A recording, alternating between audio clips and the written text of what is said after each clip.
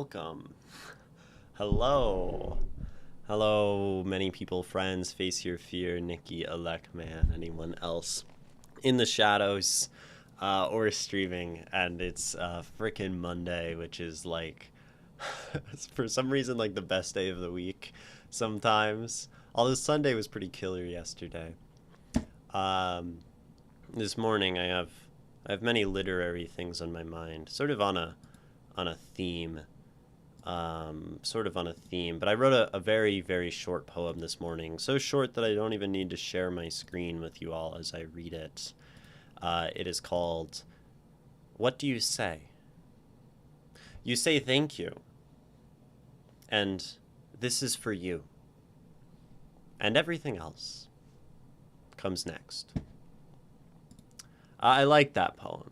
I like that. I think there's something very nice about those just utterly simple, utterly truthful poems that don't lose themselves in the weeds of their own uh, constructions.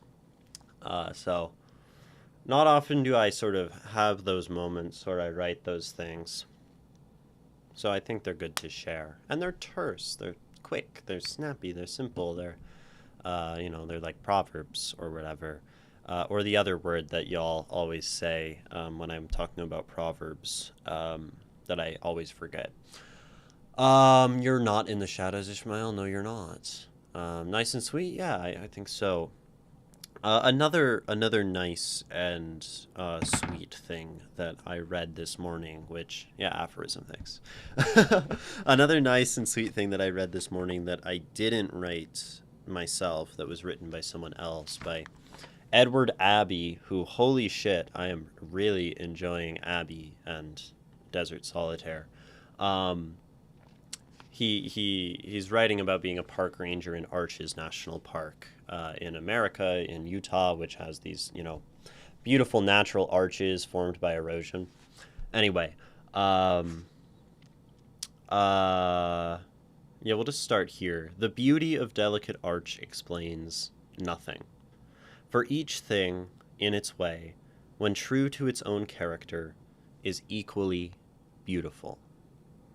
And so in that passage, he's talking about people coming to see delicate arch, to like see God in it, and the fact that these stones are so beautifully balanced to create an arch, or geology students coming to see this thing through the lens of understanding it scientifically, and that we can sort of place the meaning of things onto a world that on its own has no meaning. And everything is sort of equal at a base level. Everything is the same, just like substance, and can all be seen as beautiful, or can all be seen as God or science or whatever. And I just think that's a really beautiful thing. Because also in the book, Edward Abbey, as a park ranger, sort of takes this stance of trying to distance himself from the very human mindset of like dominating nature and like creation and like building things and wanting to subjugate the world around him.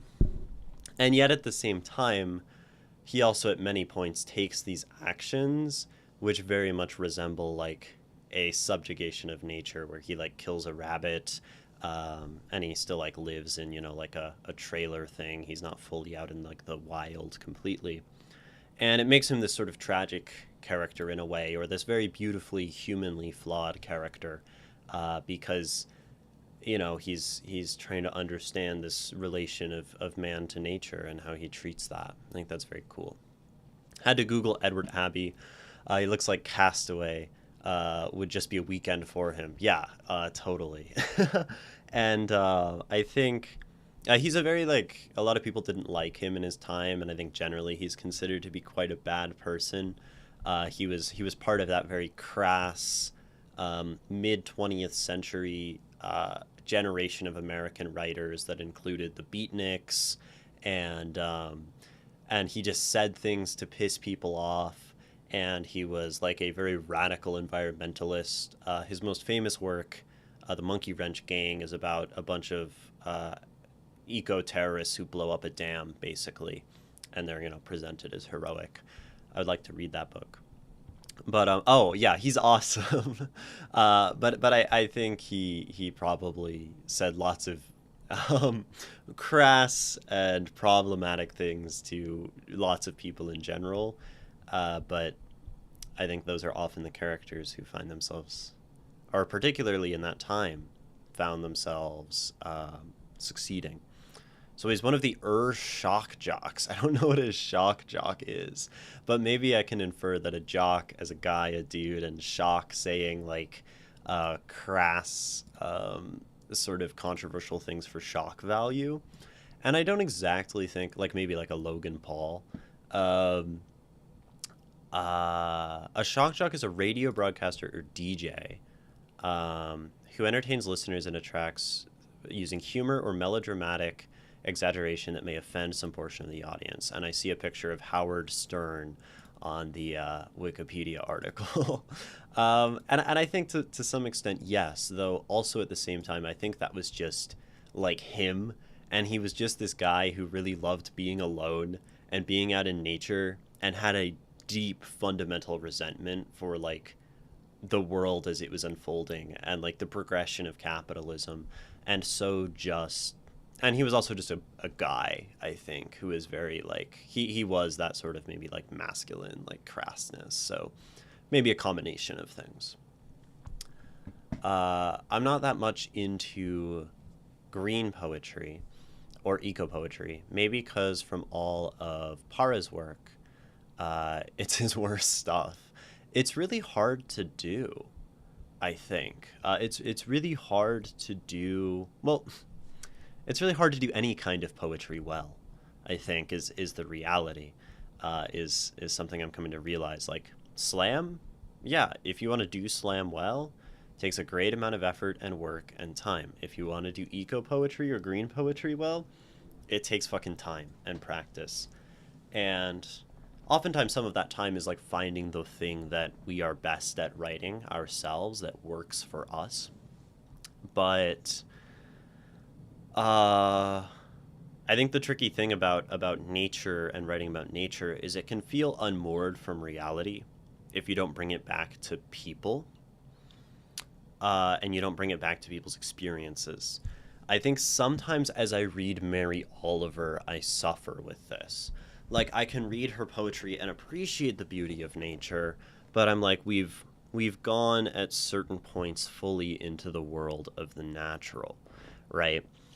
And and I mean, after that quote that I read just now from the book from Abby, he says immediately afterward, after he says, you know, for each thing in its way, when true to its own character, is equally beautiful. Parentheses, there is no beauty in nature, said Baudelaire. A place to throw empty beer cans on Sunday, said Mencken. Right? And then he says something interesting.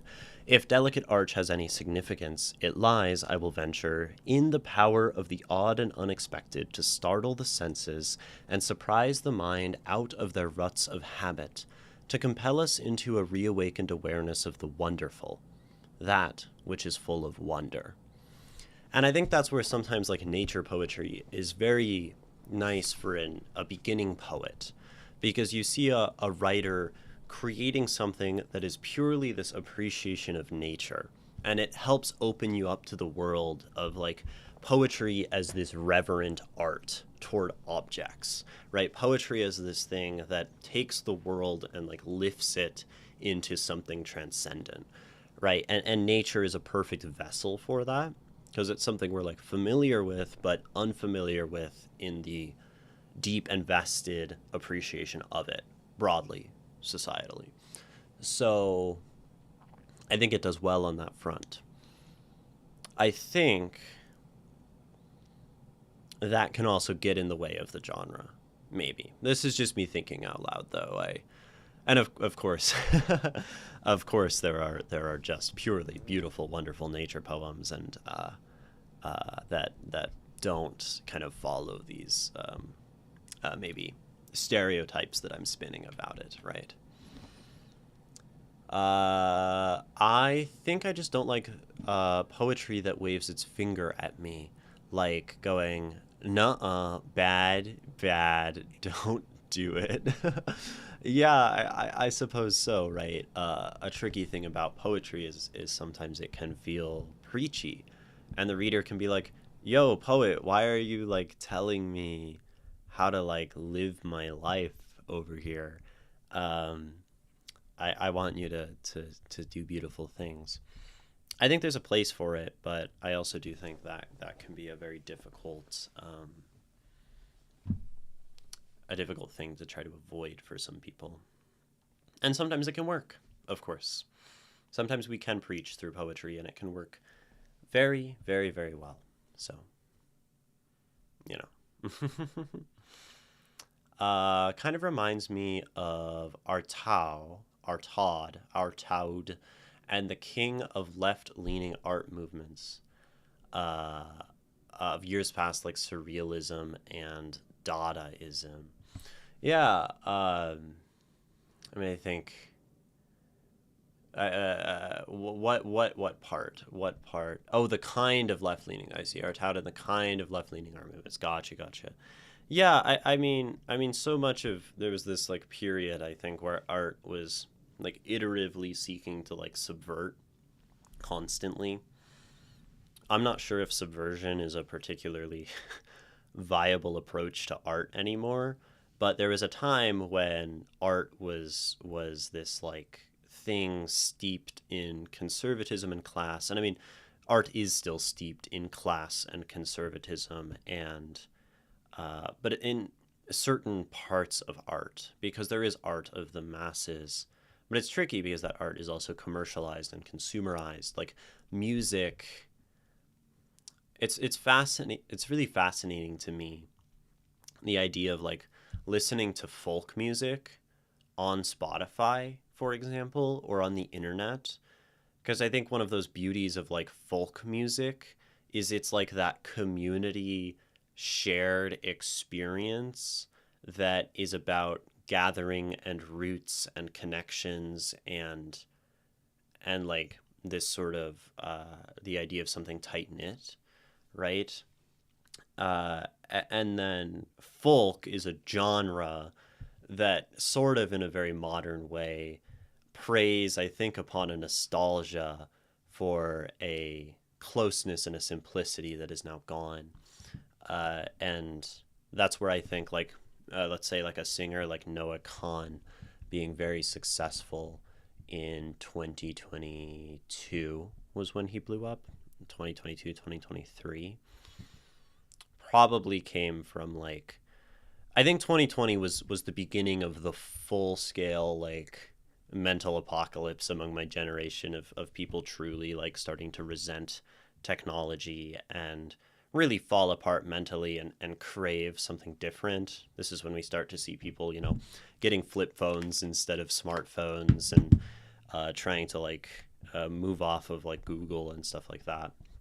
And I think a singer like a Noah Khan, a folk indie singer, presents a narrative that is simpler, that is more pleasant, that it's like a nostalgia for something that one didn't have, and one wishes that they could have.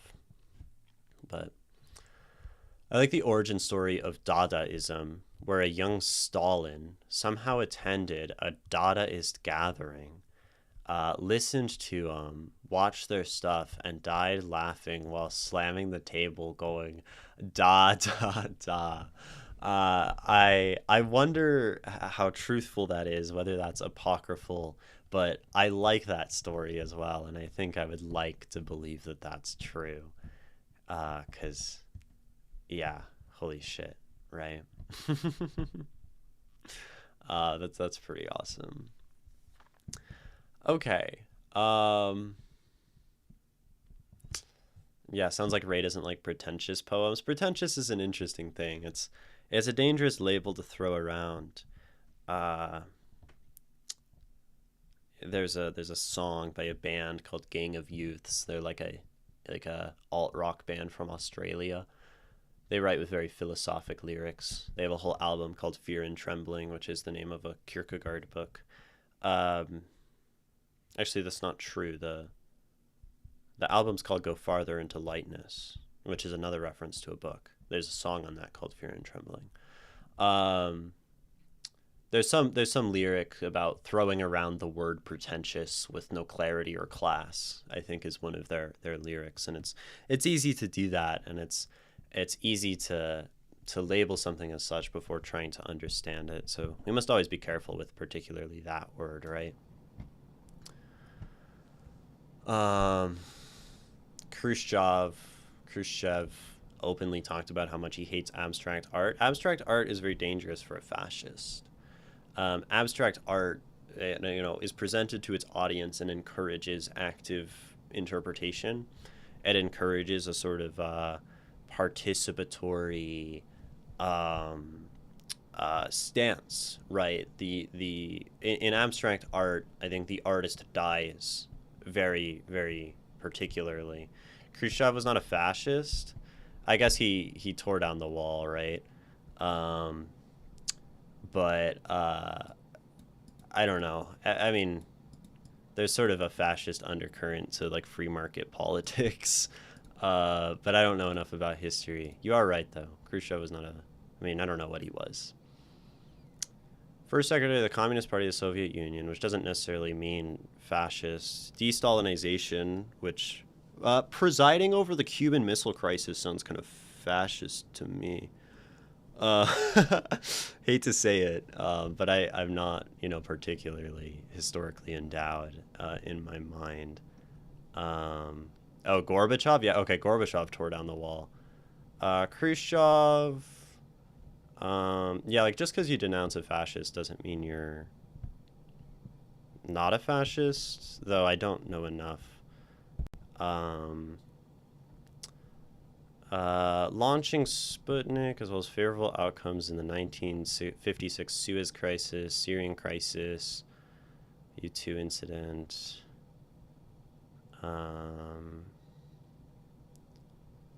Yeah, Gorbachev tore down the wall. You're so right. Is this guy? I don't know. It's hard to exactly know. Just by reading something very quickly, I guess. Party, CPSU, Communist Party of the Soviet Union, Bolsheviks.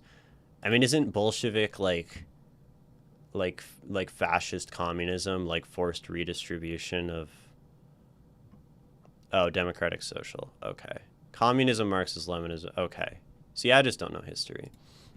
Anyway, this is what you get when you go to a Twitch streamer and try to have real political conversations. You get someone talking out of their ass because they have to keep talking.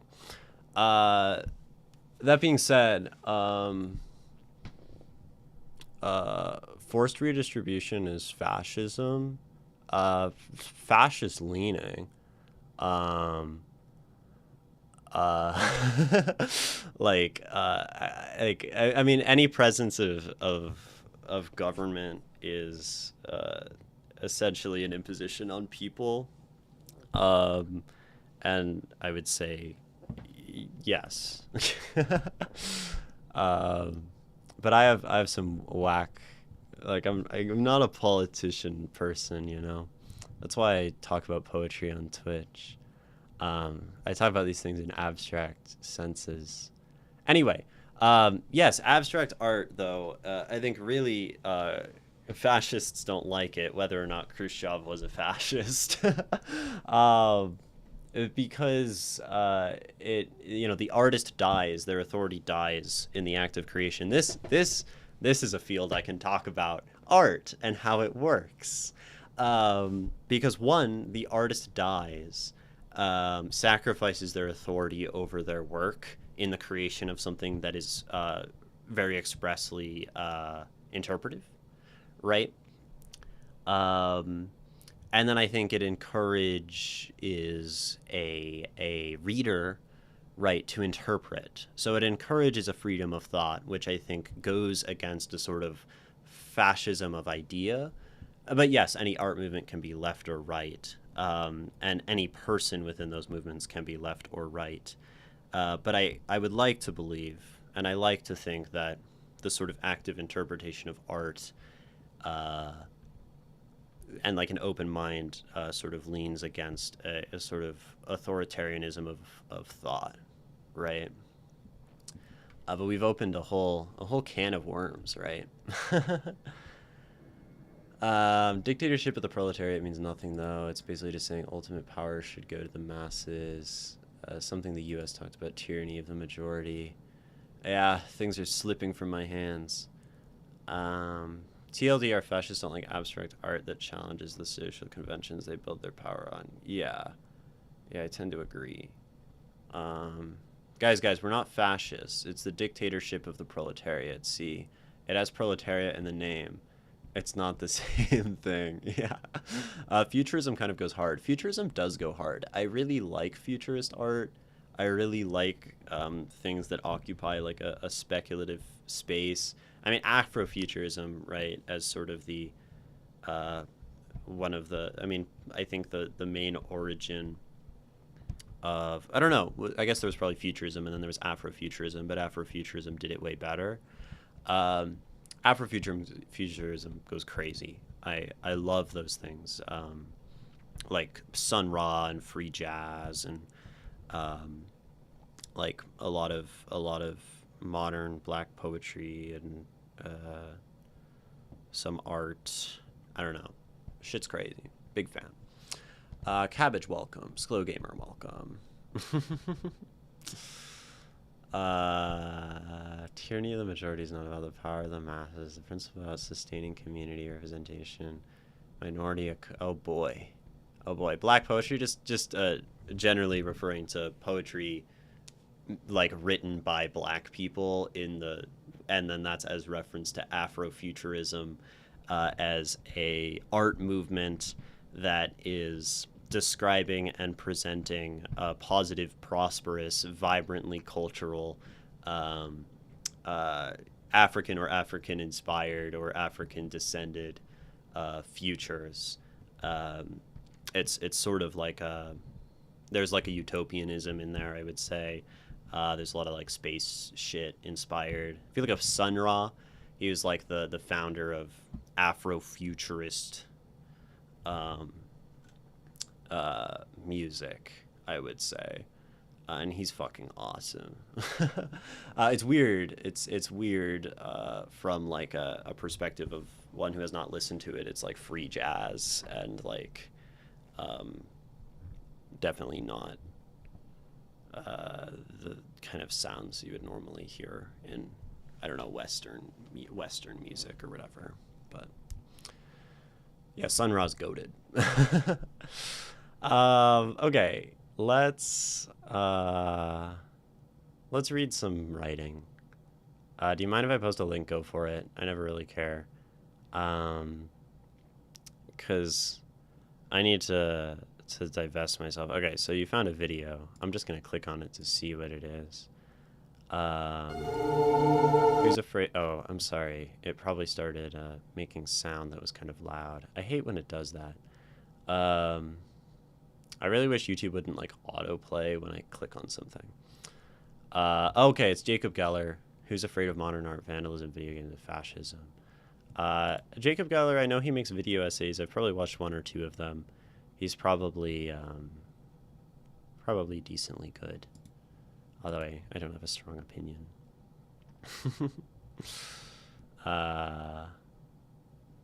Yes, I did, but it didn't blow out my eardrums. Yeah, I just need to like switch my OBS so on default it's not on the thing that plays my computer audio. I really don't know why it like does this.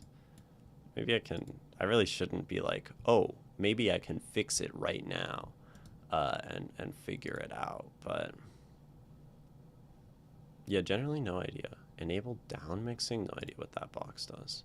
Anyway, you sent your second chapter. That's dope. That's dope. We read Kali last time. We read Ray recently, right? Yeah, we read your prose poem. I think we've been talking about Nikki and Ishmael for a while. Because we definitely read Haffy more recently than either of them. So yeah, why not? Why not? Let's read. What did we say? We said it's been. It doesn't matter. You're both gonna be here the whole time, probably. Or I know like Nikki's usually here a lot. I'm gonna read Ishmael's poem. I think I can manage that. An Ishmael poem. The mental the mental effort of of an Ishmael poem. Complicated things they are. What is it called? It has a title like you don't have to interpret the title, which really makes me want to just to um, remind the people of this stream that I, as an artist, have like the fundamental authority over my experience to interpret whatever I wish to, no matter the artist's intent. And I do think there's a valor and a virtue in the artist telling you what they want to do and then just staring them in the face and ignoring them, right? I do think that's an excellent way to approach art. I think we should spend our time reminding the author of their place as a servant of the interpreter. Um, the sort of self-fulfilling the very me-centered fascism, we'll say, of interpretation. Fascism isn't all that bad when it benefits you, right? I mean, that's the idea. So you can clip that and share it across the world out of context and say that I'm your favorite fascist poetry streamer. Ideologically, that is my position. It will be in perpetuity because fascism best not loosen its grip on the reins of power in any capacity at all. This poem is untitled. I'll allow that. It has some stuff in. This is probably Turkish. Um, the poet to the critic. Call me by. That's crazy. That's crazy. It's a very Hegelian master-slave dialectic happening in the relationship of the creator and the reader, um, where the creator is of course not the master. Um, yeah, cool. Language I don't know. Let's read a poem. Let's read a poem. Before we begin, though, Ishmael, do you have any questions? Things you would like me to pay attention to, thematic inquiries, techniques you might be wondering my feeble thoughts about, or anything of the like that might help sustain my diving into your written word. And if not, probably not, because most people don't. We will start by diving into the poem. And if you have questions, I'm sure I'll see them. Hello, Messier. Welcome. Welcome. Oh, you have a question. If I may, I wondered if you could recite the Turkish part once as you did the Kannada. I guess I don't even know how to say this letter, nor this letter, and nor how to properly pronounce a U with an umlau over it in the context of Turkish. But I can still say it, and I can do my very best to not sound like I'm like, you know. Oh, I see. We have some. There are some things about this, right, that we can notice even not knowing the language.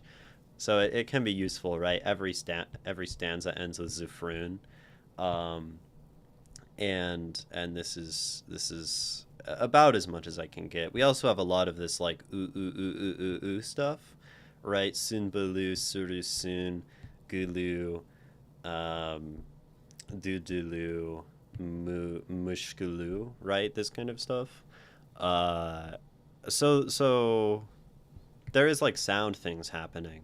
Not that that particularly matters as we read the English, because quite frankly, if you don't translate the sound of a poem, then it's not in this poem, right? Truly, I think this probably has very little bearing on that. Uh, Although I often make exceptions. That's not a rule or whatever. Bagbani okim yek biche gul sun vulu zutrin. Sayadi kokim mevt eder bulbulu zufran. Mevd et meye didem yashi parmak surusen de pek hosh ki katar eshkime regi gulu zufrun. Ger nu fele chin sevri kilar sevri. Ah, wait, that's like that's probably kevri sevri, but that's like sound. Burak ves, right? Bir penshe yishir misli dutar dudul u zufrun. Kun emri ve hudem yedi iklim bile odur sanakim odura hermush gulu zufrun. Gelmishse bedi meskene meth elleye yari kan cheshm. Fucking languages are so cool. Why don't we have a word called cheshm in English? Ile meth olmalidir buyuluzifrun. We did it. We made it through the Turkish, guys. Sunbalu is just a wacky and funny looking word, right? I mean, this is the thing, like something so right different from English. It can only sort of look wacky, and unfamiliar, and there's beauty in that. I'm sure this is very beautiful spoken by someone who does the language, because there are a lot of these like eleyeyari, right? Mes kene meth e, right? We've got like sound going on, and repetition of words. We've got like uldura, ulmalidur, right? We've got like dutar dudulu zu, right? There are sound things happening, almost certainly. But they are not for me to decipher, because there is nothing there for me to understand. So, here is the poem in a way that we can process it and think about it. Your nail is the garden. It collects roses and hyacinths. Leave out the hunter. Your nail kills the nightingale. To kill out my eye water, you rub your finger. Yet thank God, your nail gifts the color of rose to my tear. Even if the turning of the nine skies turns an ox to Burak, like the claw of a lion, your nail catches Duldul. The command to be the breath of him, the seven climates. It is, your nail is that which solves all the hardships to you. If the original one came to the place, he shall praise the beloved. Your magical nail shall be praised through the bloody eye.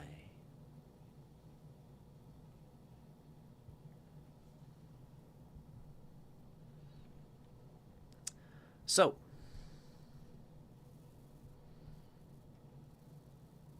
very vague, symbol heavy, abstract. We have some words that we don't know, which I think I should look up, which are burak and duldul, which maybe I've said those right. Burak, Islam. The Burak is a supernatural equine-like creature The mount of the Islamic prophet Muhammad during Isra and Miraj, journey from Mecca to Jerusalem and up through the heavens. So it is a mythical beast, and it carries prophet on its back, which turning an ox to this thing would be quite miraculous. So that is a mythical guy, a mythical beast. And it's important to look these things up, otherwise we don't really know what they are. And Dual is the other thing, which Dual, we'll just look it up. Mule.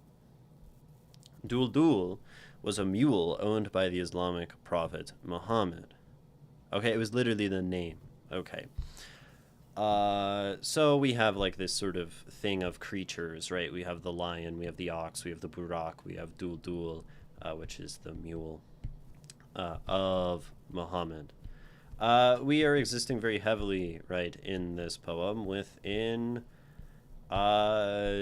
Islamic cultural and religious tradition and poetic tradition, right? Of which, of course, I know little about.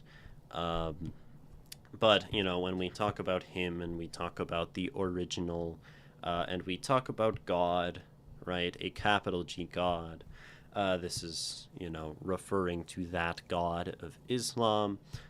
So best not to interpret this through other gods. Though I guess there's no reason we couldn't if we wanted to. Yeah, actually, there's no reason not to, really. But let's read the whole thing again. Right. Original is supposed to be me. I see. Well, we'll say it's the author, but easy to mistake that and read it as God, as someone who doesn't know. Your nail is the gardener. It collects roses and hyacinths. Leave out the hunter. Your nails kills the nightingale. To kill out my eye water, you rub your finger, yet thank God your nail gifts the color of rose to my tear. Even if the turning of the 9 skies turns an ox to burak, like the claw of lion your nail catches Duldul. The command to be the breath of him, the 7 climates is it. Your nail is that which solves all hardships to you. If the original one came to the place, he shall praise the beloved. Your magical nail shall be praised through the bloody eye. So, best that we try to understand the nail. Right, this is the through line of the poem. It appears in every single stanza. If I had to guess, right, a nail is a zufrun. Which means if, yeah, and we have it twice in the first stanza. So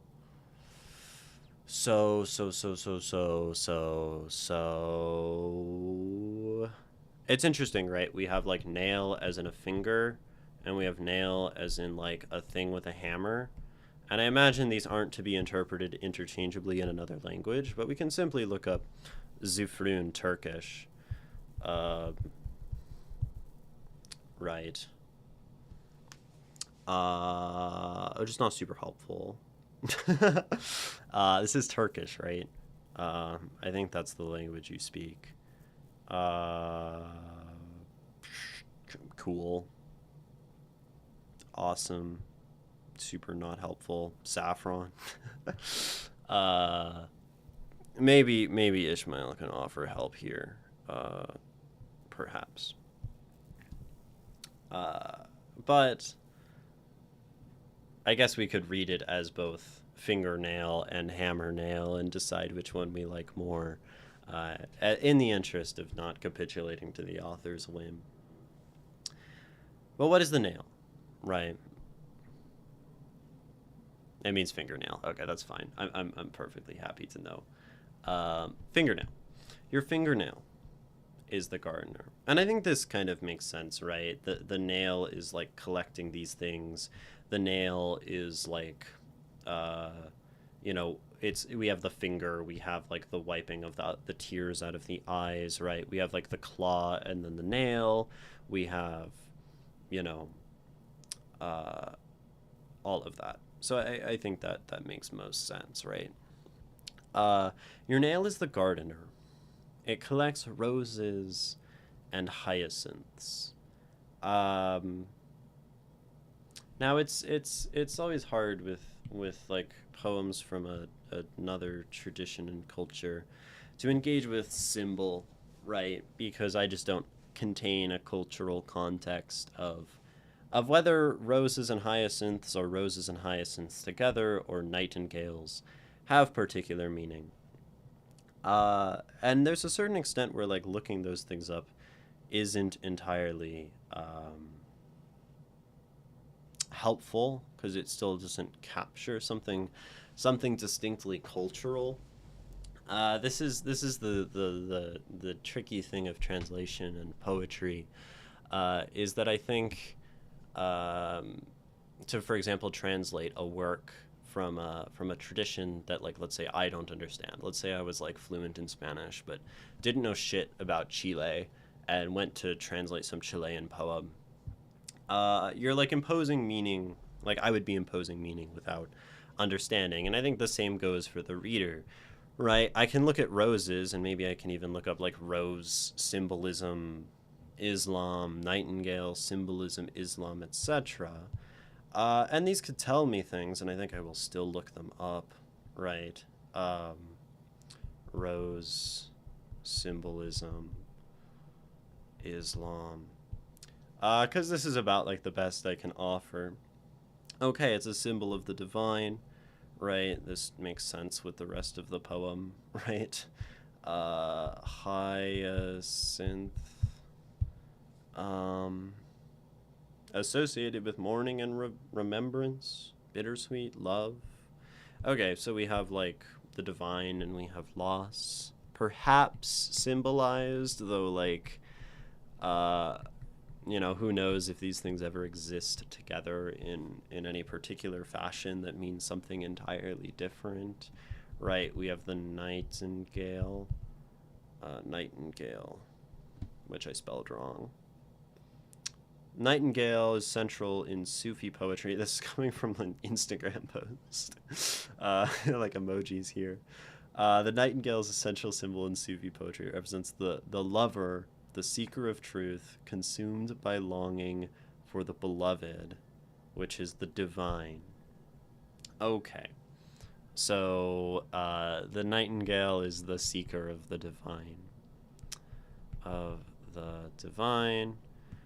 Rose, of course, is the divine. We've got Burak. We can look up 9 skies and 7 climates. These things seem particular in a way that I don't know what they are. Right. I think this is probably the appropriate way to pursue a poem like this, is um, to read things and try to understand their context. Um, so we have I see 7 skies. Lots of 7 skies. But I'm seeing like uh, heavens, celestial bodies. Um, yeah, either way, it's probably the heavens. And the turning of the heavens is, of course, just the passage of time, right? And then the 7 climates is probably just something like the world, if I had to guess, knowing how these religion things go. 7 climates. 7 earths, perhaps. Uh,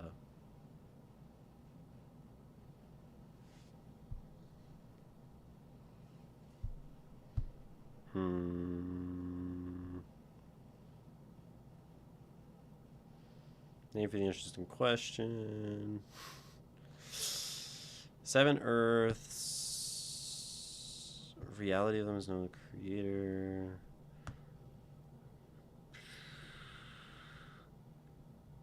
But these are like 7 Earths, so I don't know if that's 7. Okay. So these are like celestial bodies then. Cool. Thanks. Celestial bodies. Yeah, I don't think we ever would have got there. So we have a baseline of all of the symbols, all of the things in the poem and what we're talking about. All of the immensely boring things are out of the way. Oh, wait. 7 climates. You're saying the 9 skies. Okay, sure. So heavenly bodies are the heavens. 7 climates are something else. Excellent. Are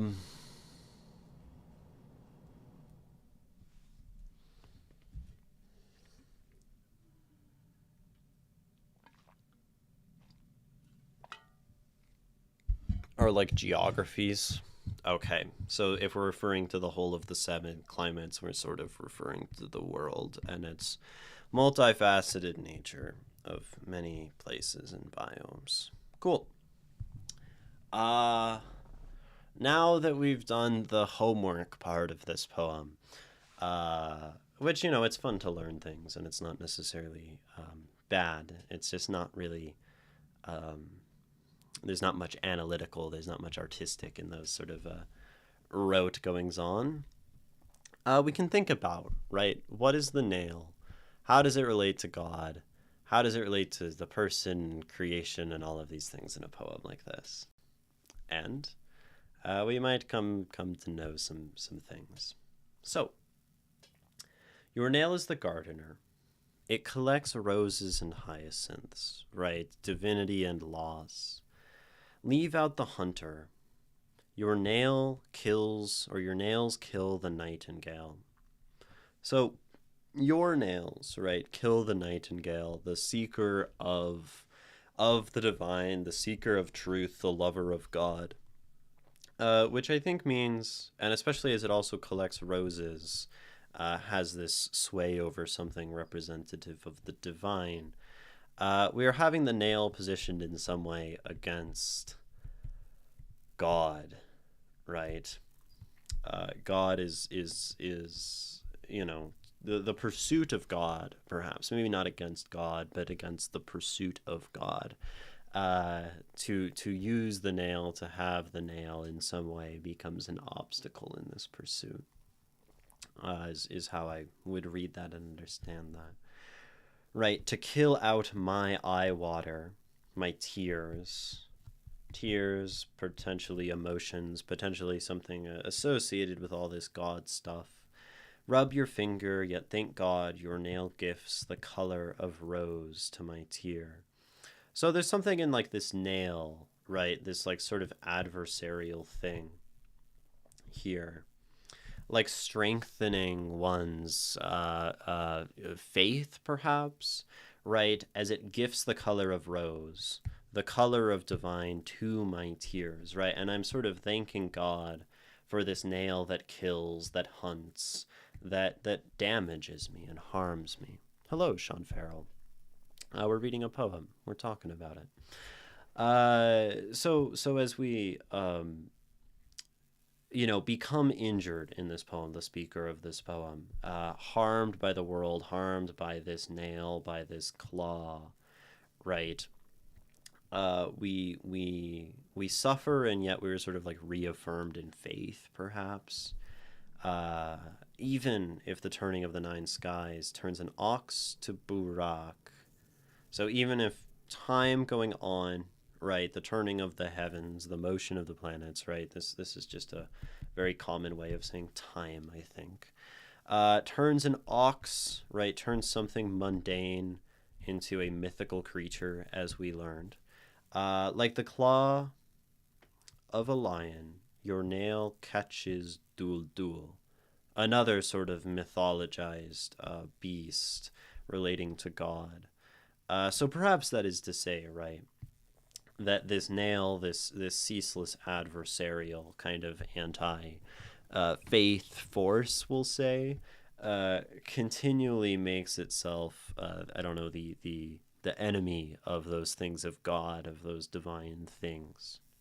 Right. I think that's how I would read this, just from a perspective of trying to understand the story.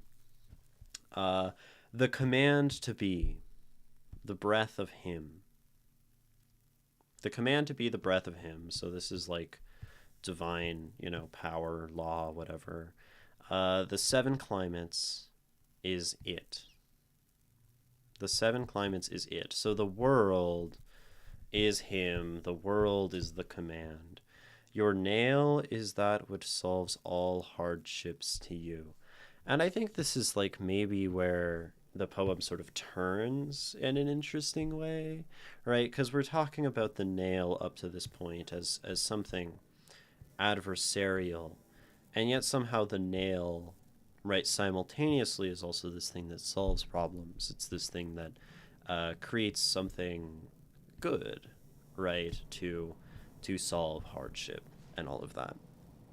Uh, there's also this question of like you, right? Who you is that is sort of wielding this nail, this claw, right? Whether it is like some sort of abstract, you know, force, something akin to like a sin, right? Some sort of just negative malevolence, or whether this is like something literally belonging to an individual, some person, right? Some person who stands in between, the eye of this poem and God over here, right? Uh, and that's an interesting question. I'm not necessarily sure that it changes much, although it, depending on our interpretation, there is a difference, right? If we read it as something abstract, then it says that this abstract idea can have hardship, can be hurt and can be harmed. If we read it as a person, then naturally a person has hardship, and naturally a person suffers. So that kind of makes sense. Uh, there could be like a sort of inversion of meaning, right? Solves all hardships doesn't mean one thing to me. This could mean something sort of like greed, in a way, can solve all hardships, right? Wealth can solve the hardships of a material life. And then so perhaps the nail, the claw, the hand that takes, the thing that thieves and hurts others and harms, this greedy, selfish impulse could solve all of the hardships to you, right? Now, this could also mean solves your hardships in a divine sense, right? In a sense of salvation, which then maybe says that fundamentally, somehow within this idea of evil, right, it is sort of intertwined with this idea of good, with this idea of God, with this idea of salvation, and that these two things exist in maybe like I guess we see this very common like dialectic thing, this a non-exclusivity, right, of good and evil, that they are requisite to each other. They are one of these like fundamental um, dichotomous existences, that without one the other can't exist. And so, right, without the claw harming me, without the claw challenging my faith in the divine, there is no true belief in the divine. Without the divine, there is no evil, uh, etc., etc. Um, a sort of thing that loves to challenge the idea of an ultimate good in a way. Uh, but I'm not here to argue the particulars of faith. Um, if the original, if the author, the very Middle Eastern tradition of name dropping oneself at the end of the poem, with some sort of evocative name, if the original came to the place, he shall praise the beloved. the beloved, which I think is cool, right? That kind of brings us back to the idea of like the nightingale, that thing which seeks love, and the beloved is God, right? He shall praise the beloved. Your magical nail shall be praised through the bloody eye.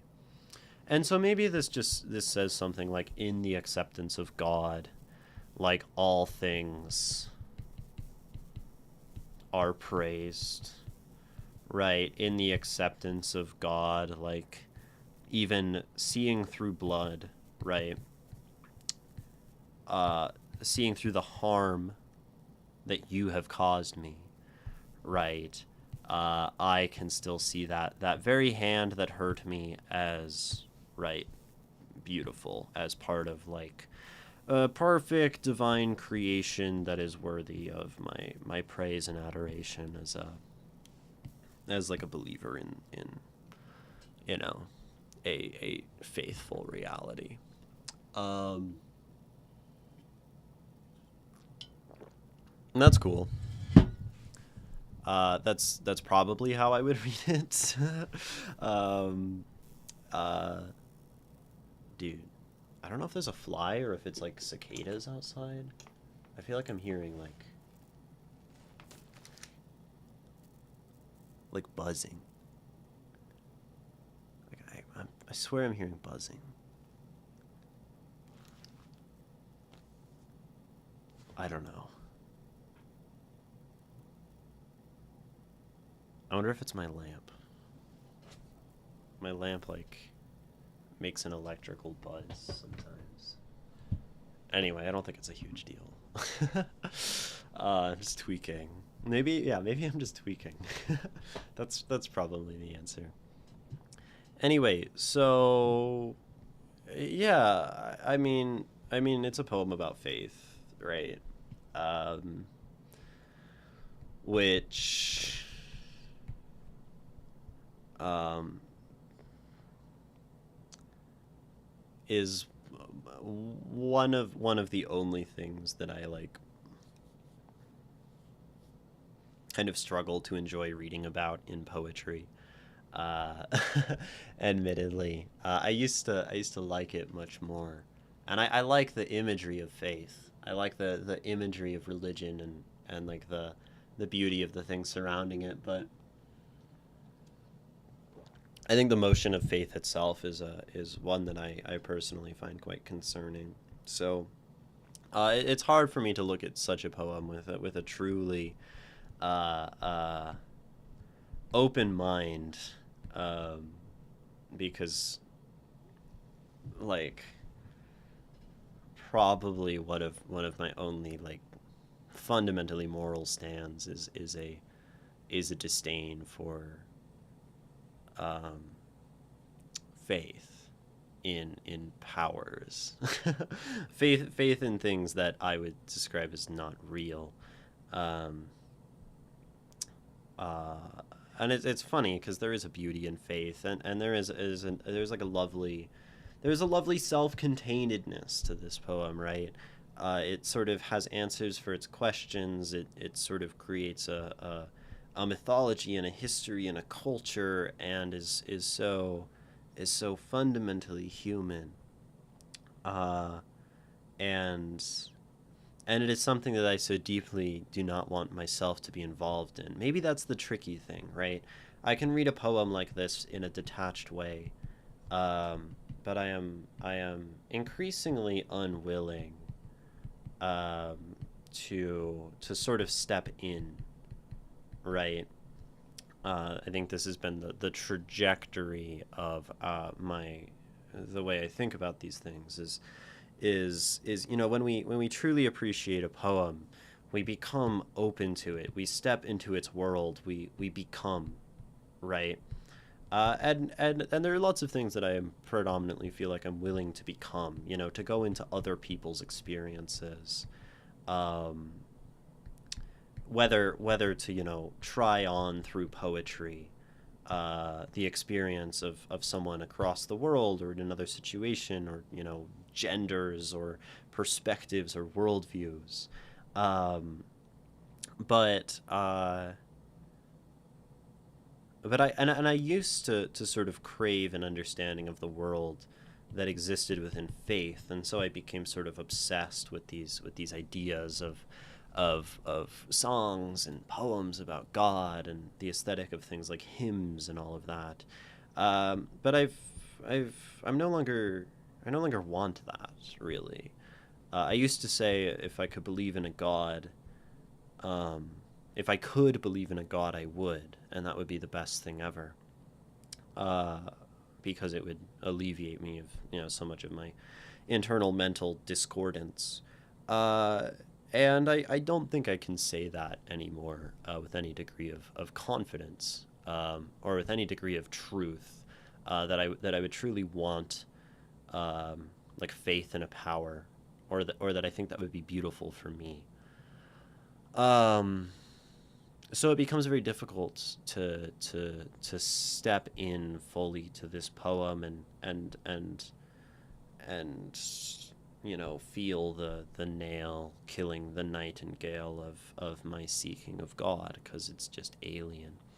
How are the poems going? I mean, this poem is quite beautiful, and I think I enjoy its structure and its connection of symbols and the way these things kind of come back and return throughout the work. It's very concise. I think it says something about this existence of faith and like the adversary of faith reinforcing it, and that within like an acceptance of all, one must accept evil. These things are kind of cool, like philosophically, right? These are nice, uh, and it's going well in terms of like analyzing. Uh, but that being said, right? It's not a subject of a poem that one of the only subjects of the poem I truly feel like I cannot enter and experience honestly. I want a refund on having to do this whole business and advertising shit. Yeah, excuse me. I want to write all these shenanigans and tedium. It's almost like it's some job or some shit. Man, it's like it's some job. Welcome in, busy bard. Sounds like quite the plight you have. Maybe you should believe in God. I, that's so out of pocket, and I don't mean that.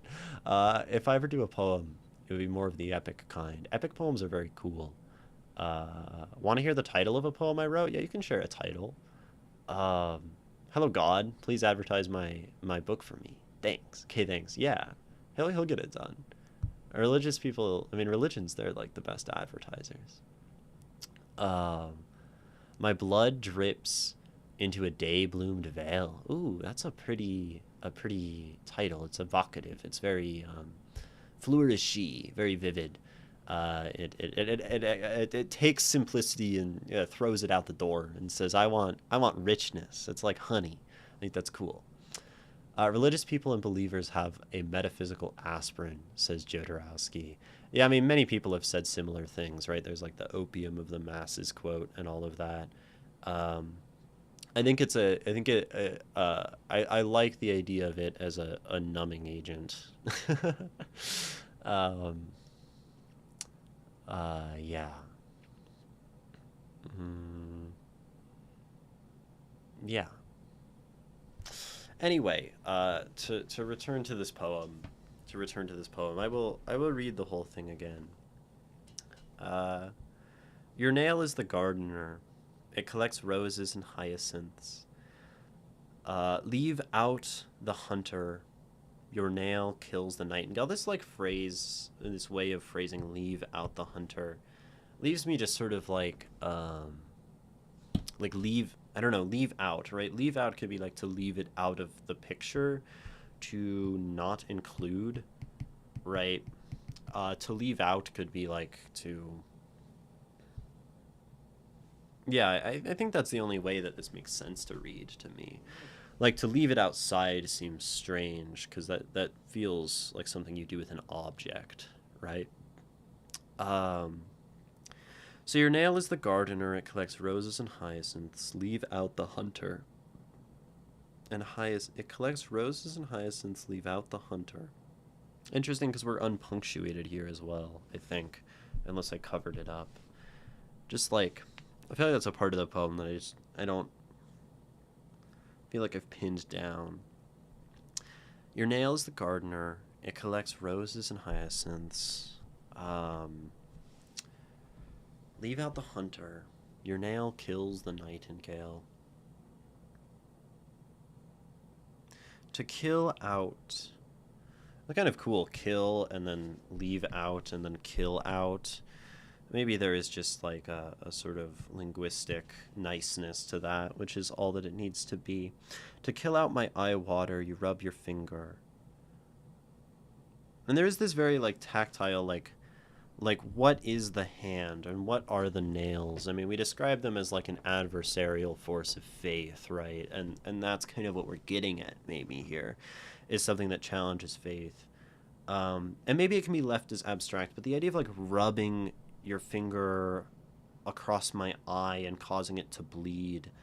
The idea of a hand, a gardener, something that like cultivates and like does and takes and kills. I like the idea of a sort of human selfishness, just because I think that's like a safe idea to kind of think about when we're talking about like a religion that I don't understand. Most religions seem to have some relation between the idea of selfishness and selflessness. Um, right. I mean, so many of these great like god men, the Christs, or like there's the Tibetan Buddhist saint, who was like the murderer and then he like drank the poison, or like Socrates, right? To give up one's life, and then like an enemy thing that cares about only itself, right? Because we're carrying religions about teaching like very human lessons. So maybe that hand, right? The hand is something that takes. The hand is something that wants and holds. Um, and then that ties in, right? Solves all hardships to you, to only you, selfishly, but not to others. And then it is in a sort of complete, we'll say, a generosity and benevolence akin to God, that I can understand selfishness and all of these things through a lens of like perfect creation. Yeah, I think that's like the way that I would interpret this poem. That seems to fall nicely into place for me. Do you have any questions, Ishmael, or does anyone have questions about this work? Um, I'm not sure I have much to say beyond like the mechanical interpretive level.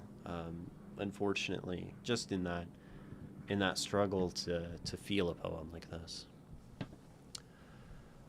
My favorite person is now also Nikki.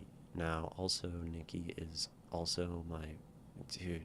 The grammar in chat's crazy. Hi Ace, welcome. Hello. I feel like I've seen some of your poems recently. I think I saw one on Instagram this morning. It was about like, what was it about? Um, it was about meta glasses. Uh, that was kind of a banger. Had a lot of rage. That's good to really do our emotions in a poem. Yeah. Any questions about this poem? Any questions for the author Ishmael? Any questions for me? Before we move off into a new place. Socrates, I don't give a fuck. Kill me if you want. Y'all still wrong. I maintain my posture and see myself as the winner. Yeah, I mean that's sort of the beautiful like didactic sacrifice that exists in like Christ and stuff. Can I talk about the second couplet? To kill out my eye water, you rub your finger, yet thank God the nail gives the color of rose to my tear. I'm not sure I have more to say, like, to kill out my eye water, to draw tears, to make me suffer, right? There's a sort of killing and to cause the suffering of another, right? You rub your finger, so it's this, like, act upon another person of the hand of the nail, truly touching, like, breaching the space between individuals and people, right? It is in that interaction with people, perhaps, that selfishness or selfless act can occur. Um, Only through the touch of others. I don't know. Yet thank God, right? I appreciate God, that you can, you know, that the color of rose, right? The rose is the symbol of faith, is in my tear, right? It is in the suffering, it is in the pain that faith is reaffirmed. That's how I read it. Um, yeah, your nail gives the color of, yeah. That's how I interpret it. Is there anything more specific like that you would want me to talk about in that stanza? Yeah, I've only just started to get back into writing properly after a couple of weeks. Good to have a break, always. Feel like my approach is becoming more confessional. That can be good, right? It's just another mode to try. Certainly not the end point for everyone, but can definitely be good. Some people take to it quite well. Um, by the way, I found a poetry event that's happening near me in a couple weeks. That's so awesome. That's fucking cool, Ace. It's always good to go be in your community and stuff. It's just that I couldn't get the scene across. Killing out the eye water is wiping the tear. Oh, I see. So rather than to kill out as to draw the eye water.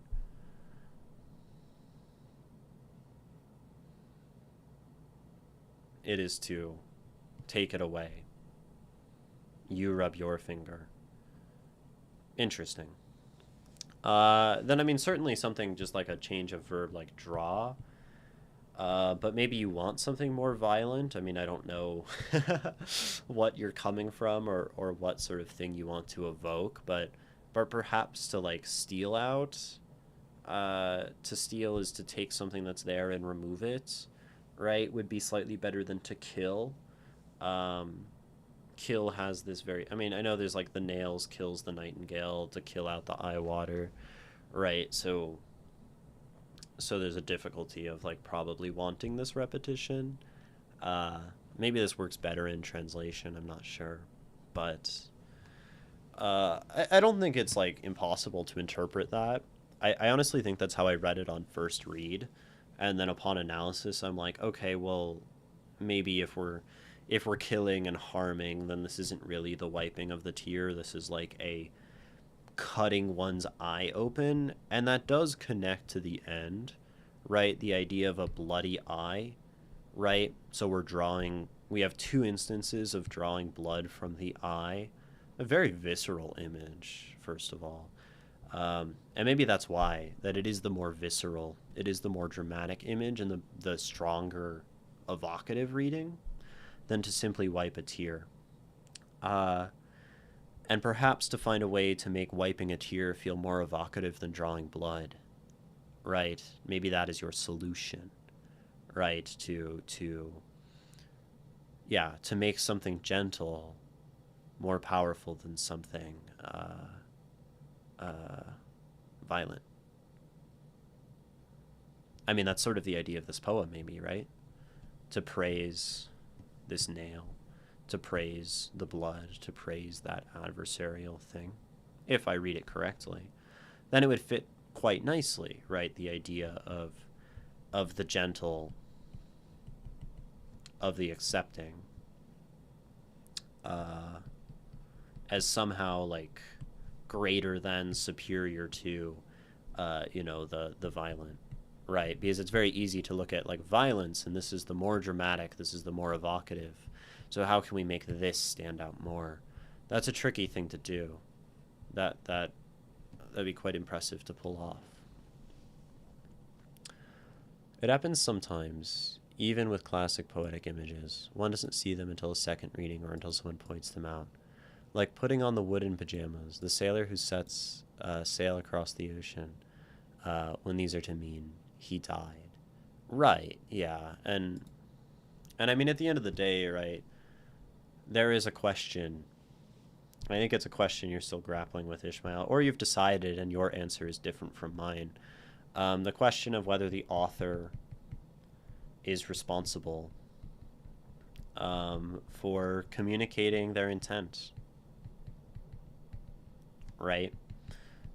You often seem to want your reader to have something very specific in mind, just from my interactions with you in chat and reading your poems. And you want your reader to come to something that you have also come to. That's how it feels. And this is not how I approach poetry, right? To me, this is, I do not do this. I don't like doing this myself. That doesn't mean it's wrong for you. But I think the reality is that this pursuit is doomed, right?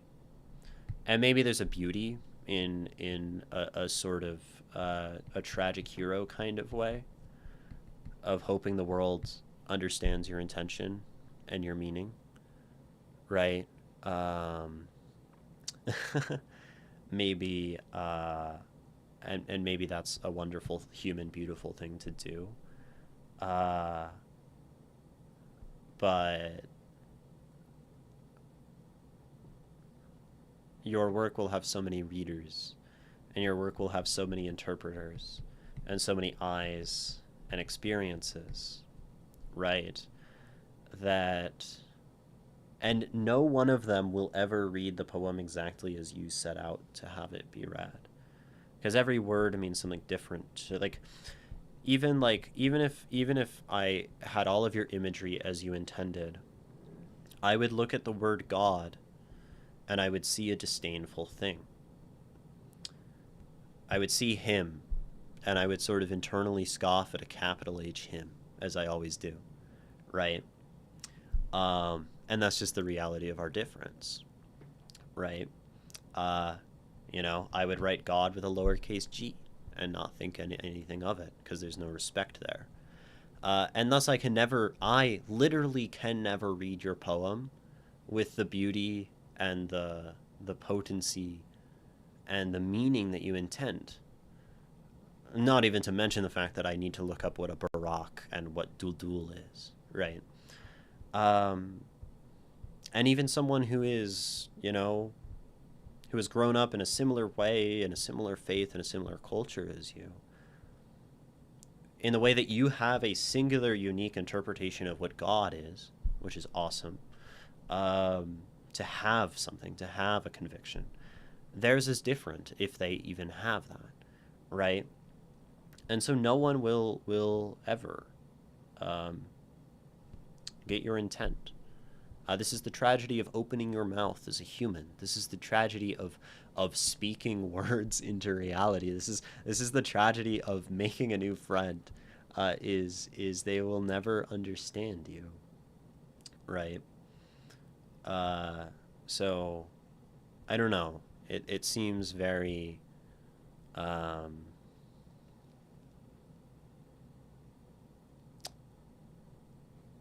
tragic to desire this. And it's okay to live a tragic life. Tragedies, we love tragedies. We love tragedies. But it's just that some poets/poems need some specific readings beforehand.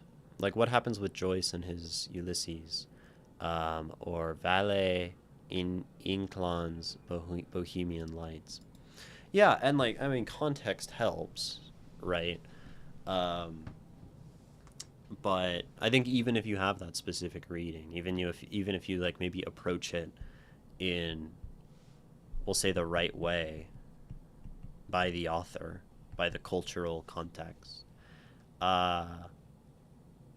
right, your interpretation will not, be the same as Joyce and his understanding of Ulysses. So,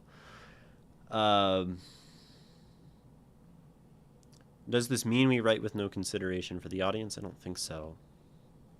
Right. We'd like to write something that I read Heidegger talk about art, and he says art is sort of something self-justified, something that exists within its own world. And I've taken this and I've started saying that to make art is to create a world for someone else to explore. Maybe this goes back to me like my first artistic experience is being Dungeons and Dragons, but to create a world for someone else to explore, right? Um, and I think this is dangerous for exploration. um, to set someone on a path. Anyway,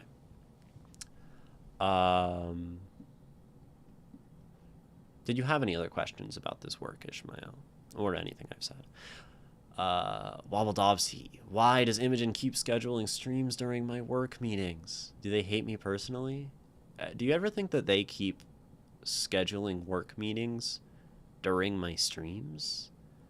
And that they hate your ability to come in and watch stream and appreciate poetry and art?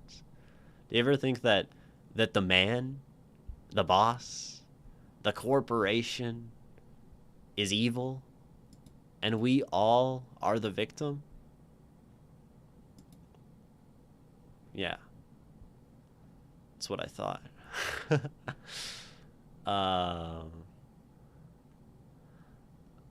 Yeah. I love how Callie is our Ace Ventura, bringing the one-liners. I write subs, not airlines. Yeah. Lotus hates me because they don't read my messages. Point has been overturned. I love how one always reads Heidegger as Heidegger, but it's apparently Heidegger. Heidegger. I can't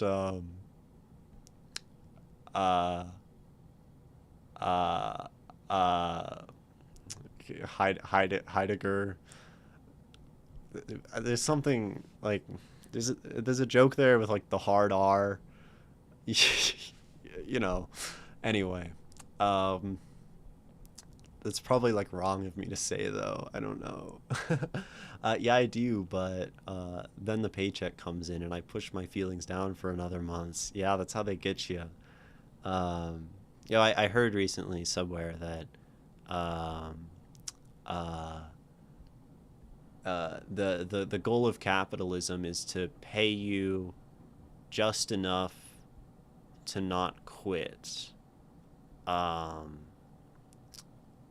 something like that, and just not enough where you like don't care or something. I don't remember what the line was, but it was kind of hard. You can present these end forms of these boards as abstract art. Yeah, I mean, they are raving, as most abstract art is, right? This one's kind of curious, right? Because you get the very bare and empty top, and then the just clusterfuck down here. Sounds like we're done with this poem then. So we will read it one last time, and then move on in other paths of this world that we collectively explore. Your nail is the gardener. It collects roses and hyacinths. Leave out the hunter. Your nails kill the nightingale. To kill out my eye water, you rub your finger. Yet, thank God, your nail gifts the color of rose to my tear.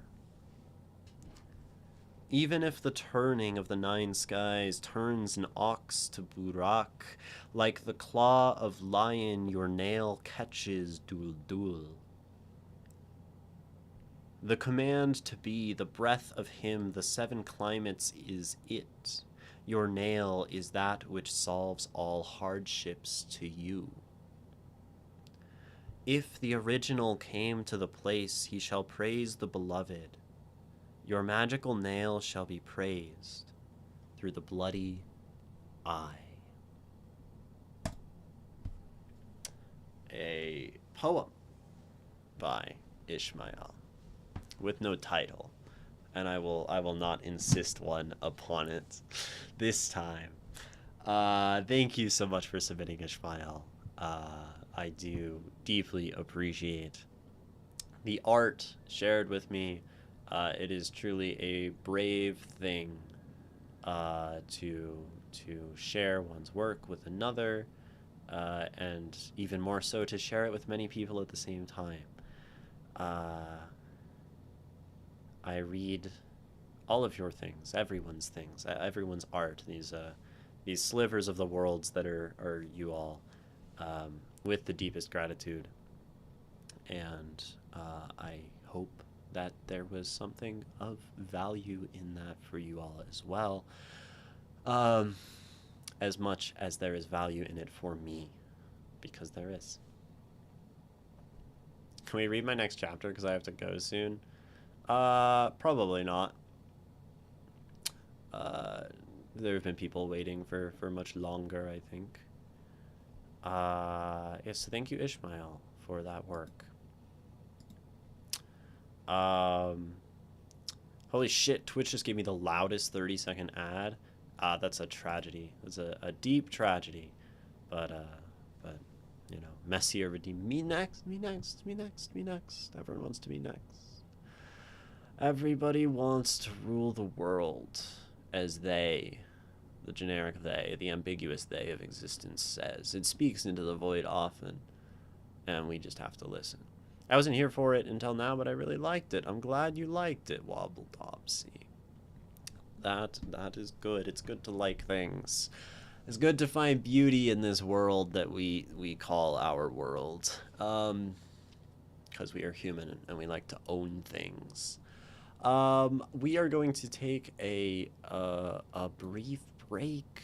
I know, tragic because I'm gonna invite you, if you are able to stand up, to look away from the screen, to de-shrimp your back. Look, I need to do it too. To stretch, to get water, to go to the bathroom, to not suffer a stagnant, still, complacent, prone, seated, rotting existence. I know it's hard and scary, like most things. But it's only 3 minutes and you're gonna be okay. I'm gonna be okay too. I'm gonna try not to writhe around on the floor in the pain of destimulation. I'll be back in 3 minutes.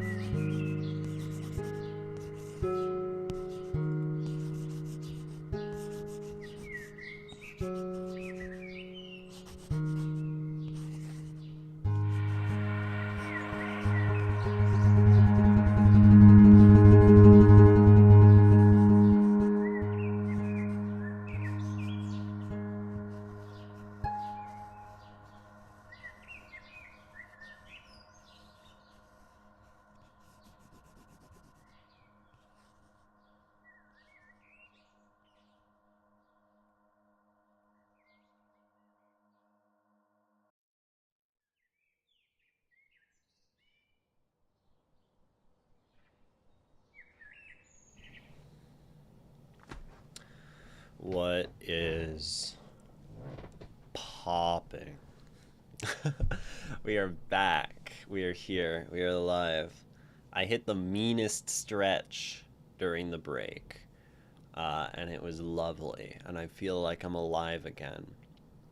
It's good to stretch. One of the best things. It's just sort of like a forward bend, like a touch your toes kind of stretch. I just chill in that for a while and like try to breathe and just relax and like let the head go fully down to the knees so that the blood starts rushing to my head, right? And then to come back up really fast and then hit a back bend until my back cracks, and I come back, and like at that point my brain and my balance and my entire perceptive existence is all confused, and I see stars for like 5 seconds, and it's like a temporary high, and it's like a bliss that truly cannot be matched. So that's what I did with my break. um, you know, Appreciated the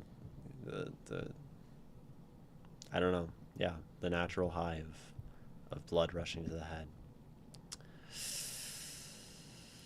Yeah. What a break. Poetry is a nonstop grind. I know not what this break thing means. Yeah, I don't know about that one, Messier. Poetry is a nonstop grind sounds like an immensely painful experience. The poetic impulse is such a fleeting thing.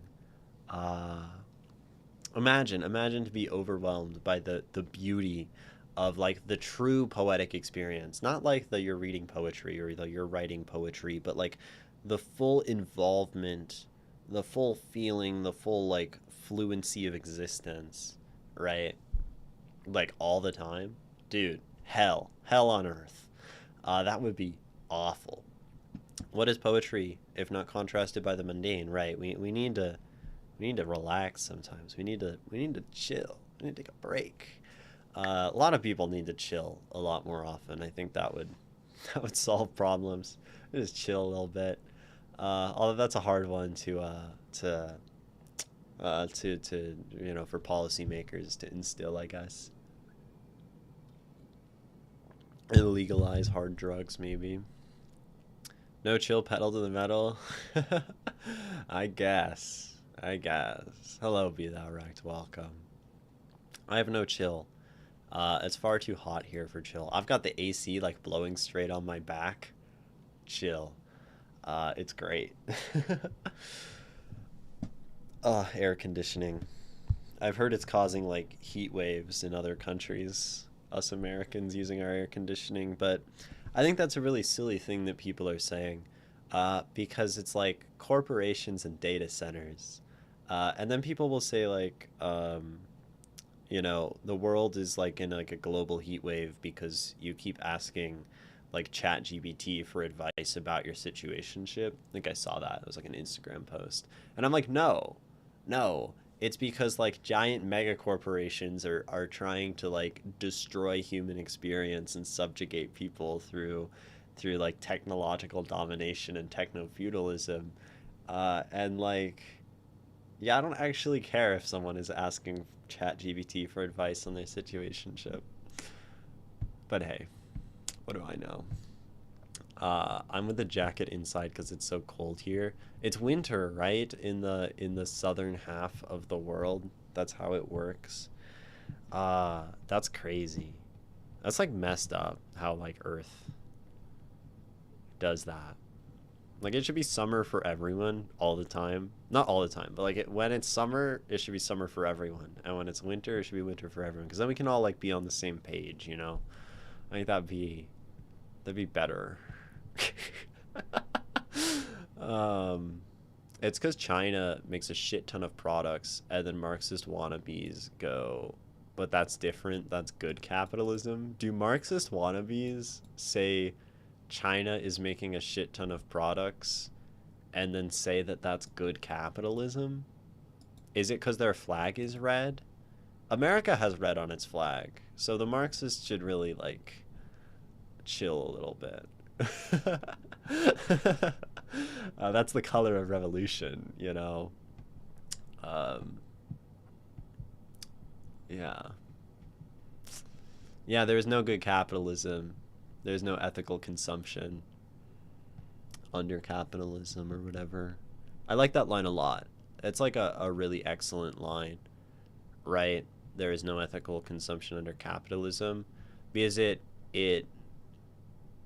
it defeats a lot. It defeats every argument that tries to tell you to be an ethical consumer, because nothing you consume can be ethical. Even if you are buying, like, you buy your fucking, like, fair trade, like, I don't know, quinoa, and, like, that was fucking harvested by someone making $2 an hour somewhere, you know. Um, whether or not the packaging is nice, and you know, uh, unless I guess you're literally buying like from truly like a independent locally run thing, or like gardening your own plants, but that's not consumption at that point.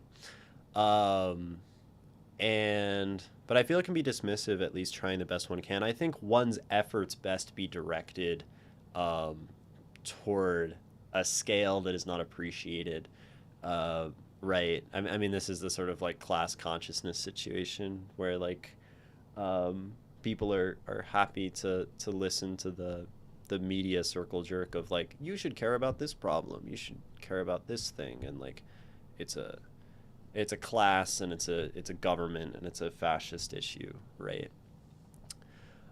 The reason it's good capitalism is not because it's Maoist praxis, because anything that isn't America is good in comparison.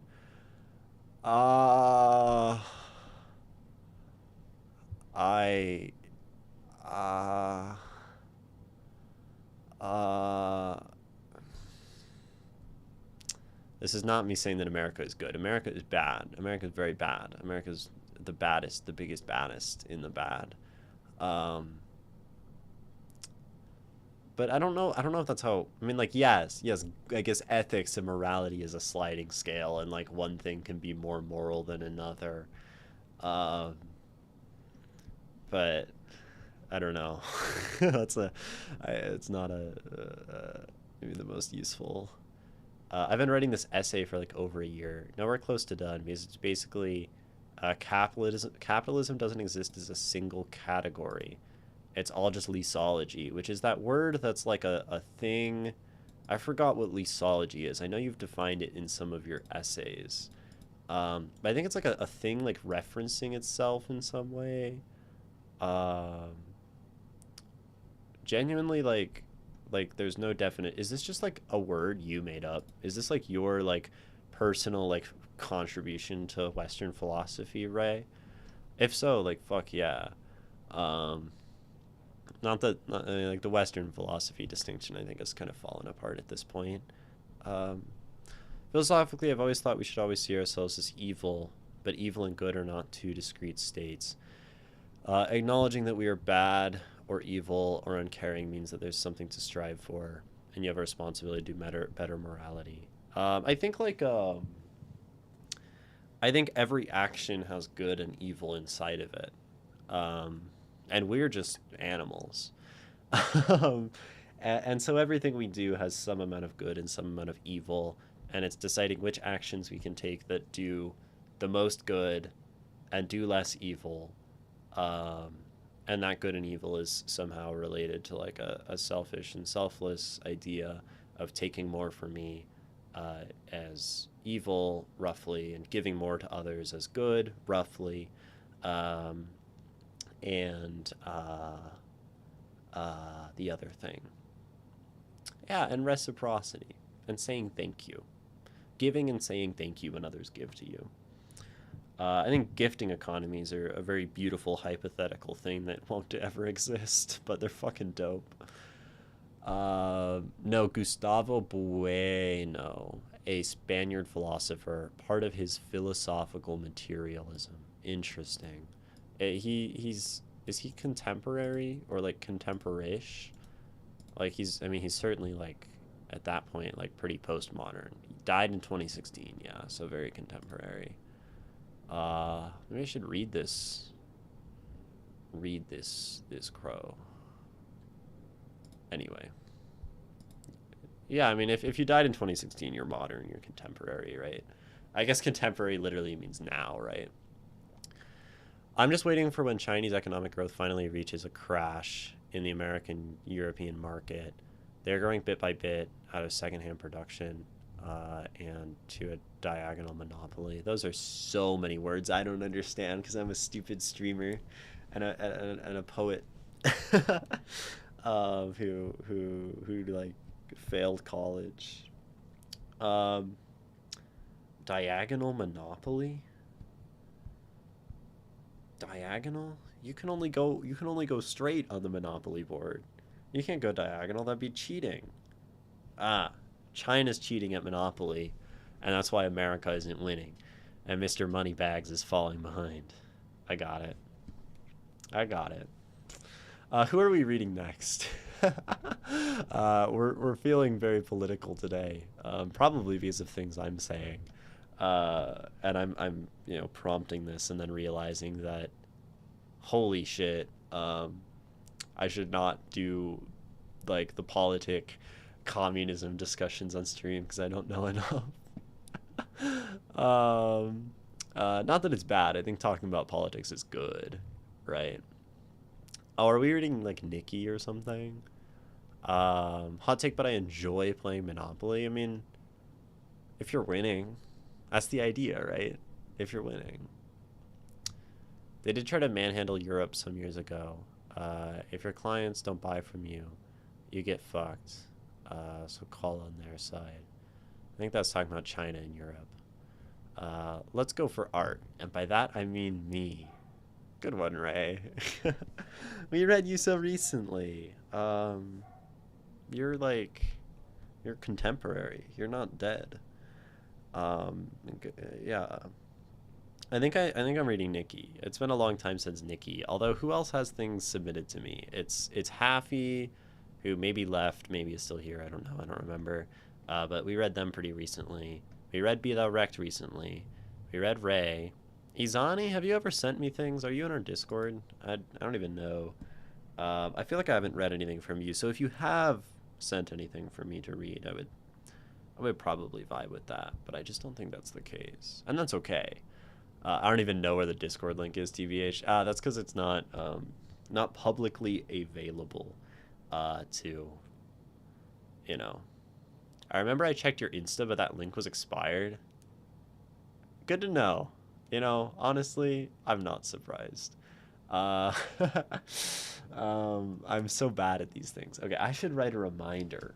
I should write on my reminder notepad, which is almost full, which means I need to actually do the things. Fix links. Be a good streamer. You vote for Nikki's work. Your vote doesn't matter here. Remember, the stream is fascist. We've been over this like so many times. I'm the dictator. I'm top of the cult. Y'all are just whatever. There's little fish in a big sea. Fucked up thing to say. I do have stuff written, but they're mostly fantasy slop. I do have one thing I wrote recently after you said you were tired of seeing fantasy and utilitarian prose, but it's completely unhinged. Oh, that's my kind of shit. Unhinged. You're the dictator, but I didn't vote for this? Shit, you're right. Okay, let's hold a vote. Okay, votes are coming in. Tallied this up. Oh, I see Wobble Dubsy on here. He voted for me. Everyone voted for me. We have a 100% voting rate for Imogen as dictator of the stream. So, I'm gonna have to, mods, can we delete this new message? Can we just, clear any trace of that from the record? Make sure that doesn't see the light of day. Thank you. Awesome. Welcome in, Tiny Tim Cowboy. I like your revolutionary spirit here.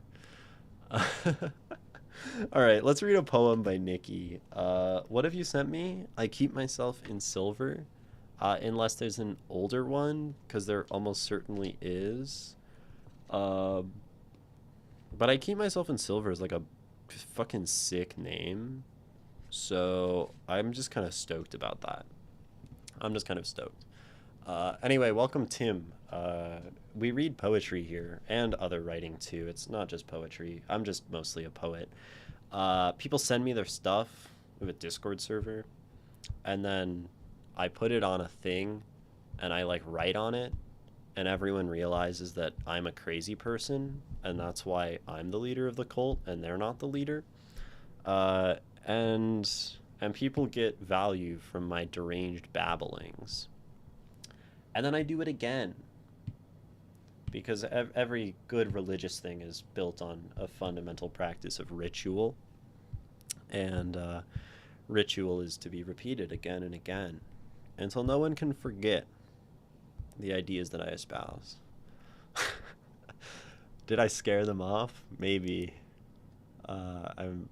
It's probably pretty easy for me to scare people off when I talk like that.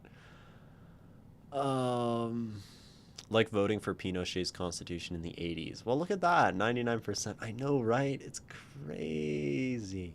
Writing in colored pens, just like every other dictator. Do they do that? Is that a dictatorial thing? Colored pens? I didn't even know. I just like have that. I just have that dictatorial vril without even knowing. That's really cool. Some prefer black Sharpie. Maybe. What if blank is a banger of a poem, but I keep myself in silver? Oh, well, we should read the banger. If you think it's a banger, then we should read the banger, right? That's just. I have to find it though. I have to find it. So far away. Tide of Troubles. I probably passed it, right? Dude, how y'all send me so much stuff? Absolutely crazy. Absolutely absurd. Y'all are so generous with your art to me. It's truly beautiful. Truly beautiful. Like like like nature isn't, according to Baudelaire, or something. Or something. Nikki, do you have any questions or things you would like to direct my attention to in this poem? Things you would like me to focus on, themes, ideas, devices, and techniques, matters on which you seek to improve. Do you have answers to a question that I know you know, won't have answers to? Is my question. And I know the answer, but maybe I'll be surprised. That's why we ask anyway. This one used a technique I don't normally use. Well, let's see if we can decide what that technique is. Don't tell me.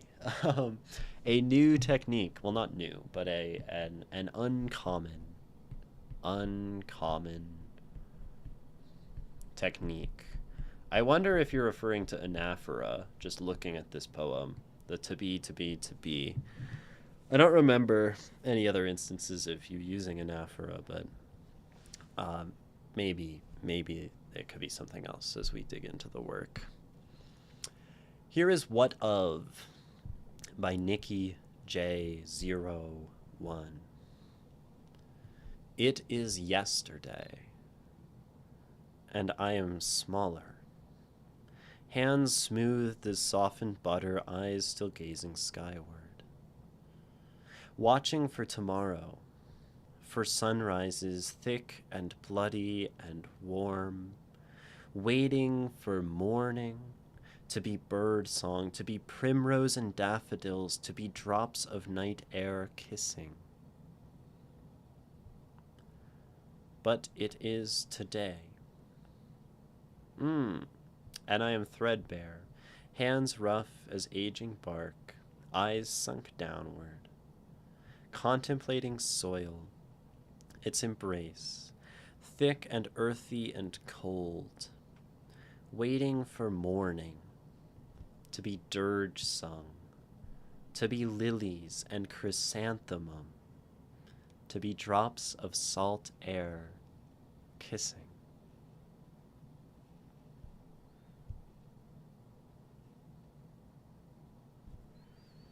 Yeah.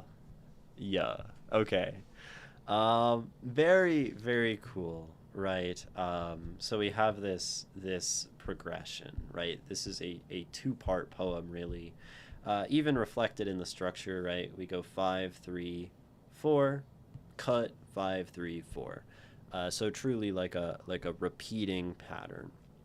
And the first, right, the first sort of sub poem here, it is yesterday. Right, and the second sort of sub poem, but it is today. And it's such a lovely, as you say, wobble dobsy, right? Symmetry. I'm a simple man. I see symmetry and I like it. Yeah, and so when we return to these things, right, it naturally shows that this is a reflection of what had come before. That these are sort of connected in a very fundamental way. And it goes even deeper than just that, right? I love morning/morning. So we have waiting for morning. I didn't even notice this. Waiting for morning. We have to be, to be, to be, right? The same sort of thing. And bird song, oh, come on, becomes dirge song.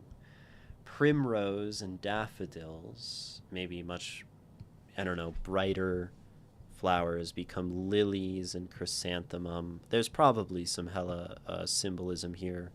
Uh, these more relating to death, these more relating to life. Maybe we can look into flower meanings. They always have a lot. To be drops of salt air kissing and drops of night air kissing, right? So we have that sort of thing. Watching for tomorrow, contemplating soil, looking at something in the past, right?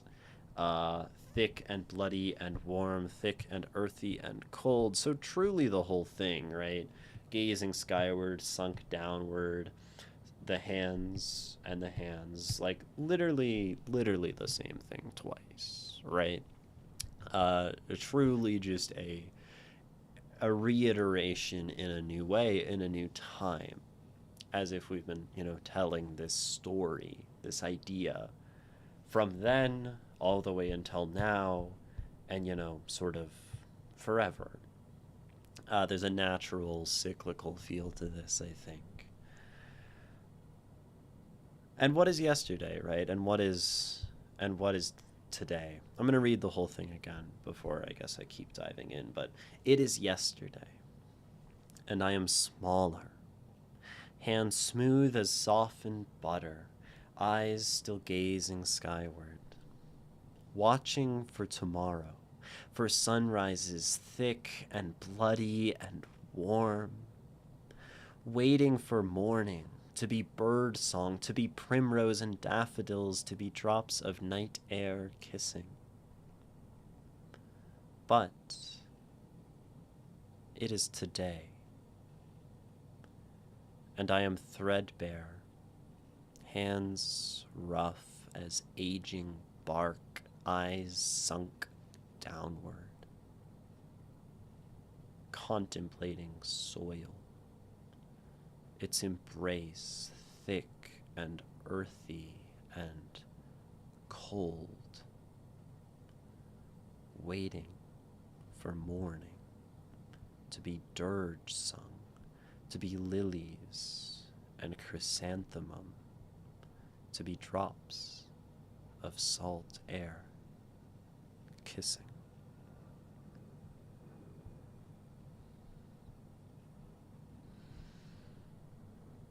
Something I love, and we've seen this before actually in your poetry, Nikki.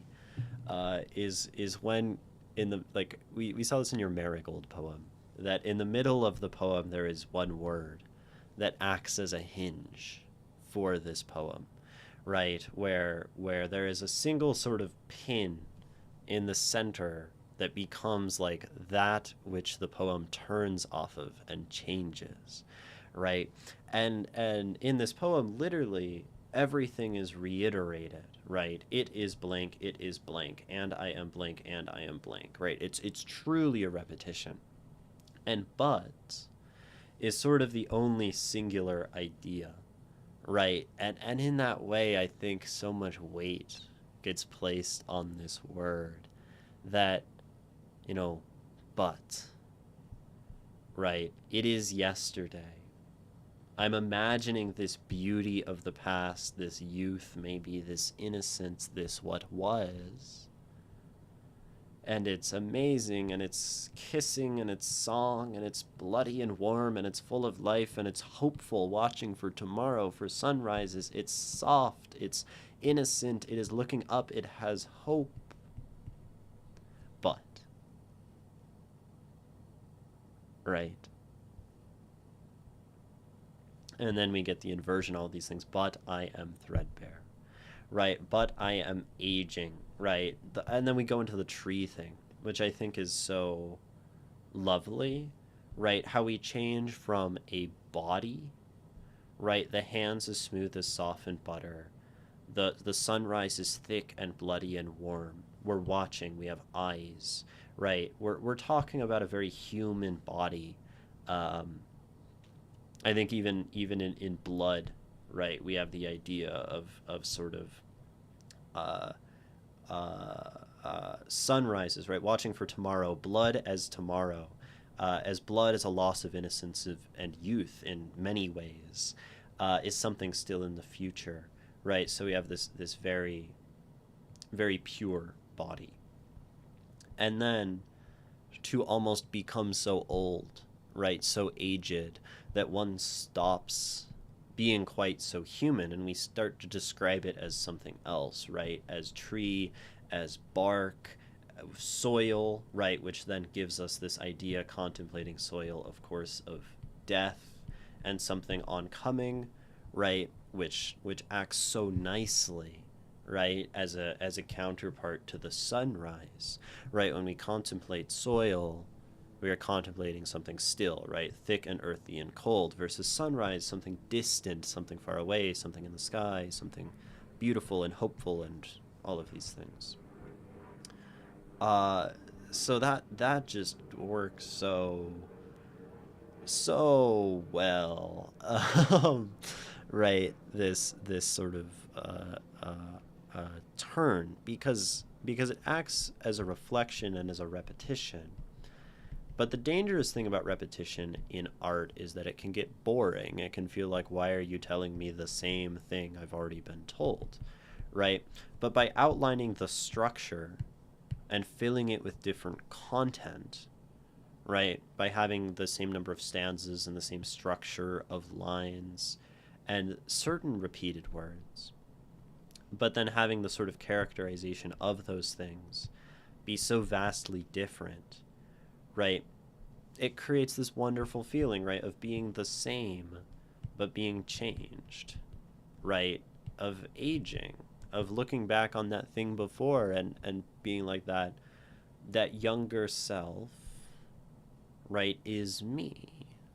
And yet I am so distant from all of those ways of being that me held and had.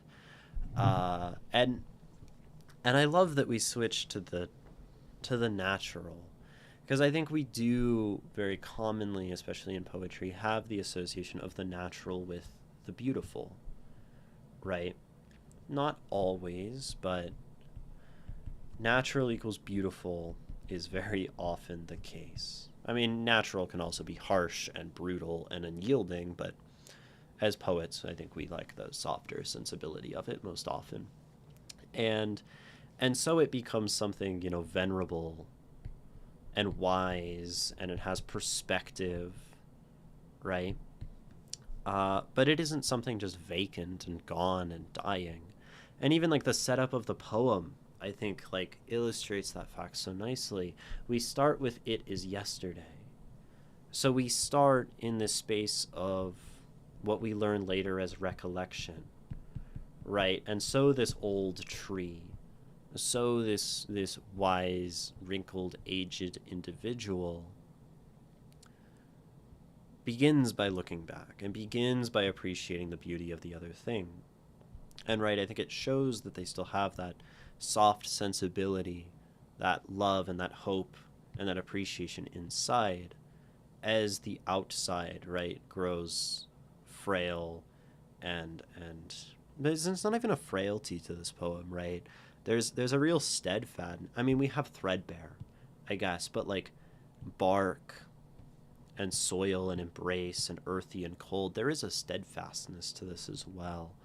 And I like that it presents aging very positively. I think you've done this before in your poetry, Nikki, but to have a positive aging, right?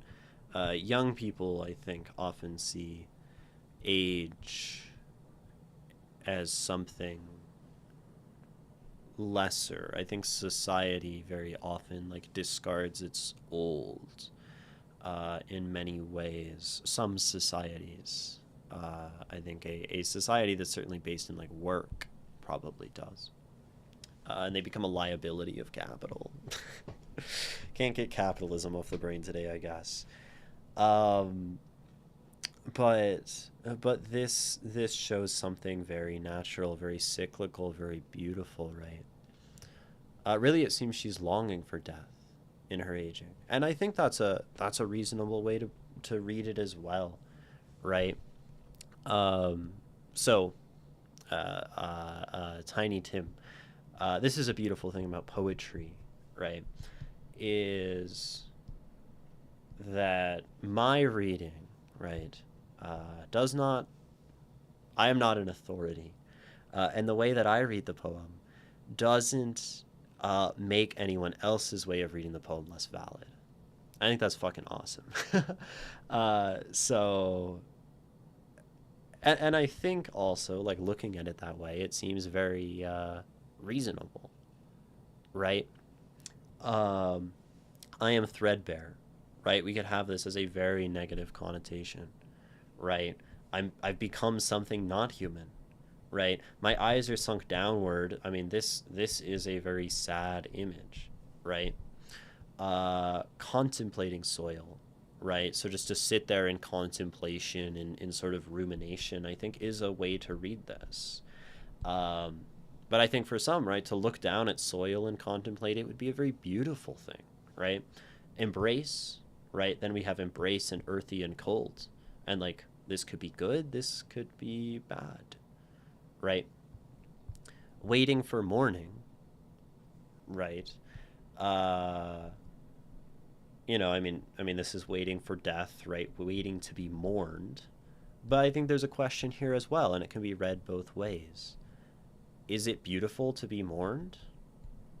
I think so, right? To be remembered, to have people, you know, feel sorrow at your loss. I think that's a very beautiful thing. And yet it's also fucking horrifying to know that you will die and people might be really sad about that, right? Uh, Now, a dirge, right? Dirge, a funeral dirge. We think of these things as heavy. Um, but then, right, we're also to be lilies and chrysanthemum, to be flowers, right? To be drops of salt air kissing, right? And in both cases, the kissing has a beauty, but also in this, there is a kiss goodbye, right? There is a kiss goodbye here. Um, and that could be very sad. So, the so much beauty I think in this poem is maybe that it can all go both ways, right? And uh, and that's fucking dope, right? Um, so yeah, uh, yeah, that's the nicest way to go. You get old, of course, and your interpretation is totally valid too. Hell yeah, hell yeah. I read it as looking back on unfulfilled ambition, although it might be reaching and imposing myself into the poem, and that's okay. That's okay, Wobbledopsy. To impose ourselves on the poem is like, if that's the way that the poem draws you into its world, then I think that is something I encourage you to follow, right? And I think it makes sense, right? A sunrise, right, is hope, it's possibility. Gazing skyward is also that possibility. And right? Waiting for morning, waiting for something new. And maybe the fact even that this person was waiting for morning, watching instead of going and taking morning for themselves, maybe that means that implies a degree of that unfulfilledness, right? Waiting to be birdsong, to be primrose and daffodils, to be drops of night air kissing buds, right? I was waiting for this thing, but. And then this is the reality I have. And maybe this says that this reality, right, in its presentation as mirrored, as, sequential, replaced this hope, right? And then there was something beautiful that was lost through inaction, that was lost through growing rough and old and becoming bark-like and letting oneself unravel, right? uh yeah, Nikki, you handle vagueness incredibly well. I mean, I say it every time, right? And you say it every time that you purposely write with that intention. And I think in that way, we already have three very compelling, very emotional, and very different readings of this poem. That's super sick, right? I see it now, to be sung of, to be given flowers and thought of. It is sweet in its way. Yeah, yeah. It's sweet and it's tragic and it's sad and it's, you know, absolutely despairing, right? Depending on how it is read. Something interesting is the title. A title that the words do not appear in the poem, right? What of dot dot dot question mark. And what an interesting title. I don't know if y'all have any thoughts on what this means. I think I have thoughts on what of could mean here.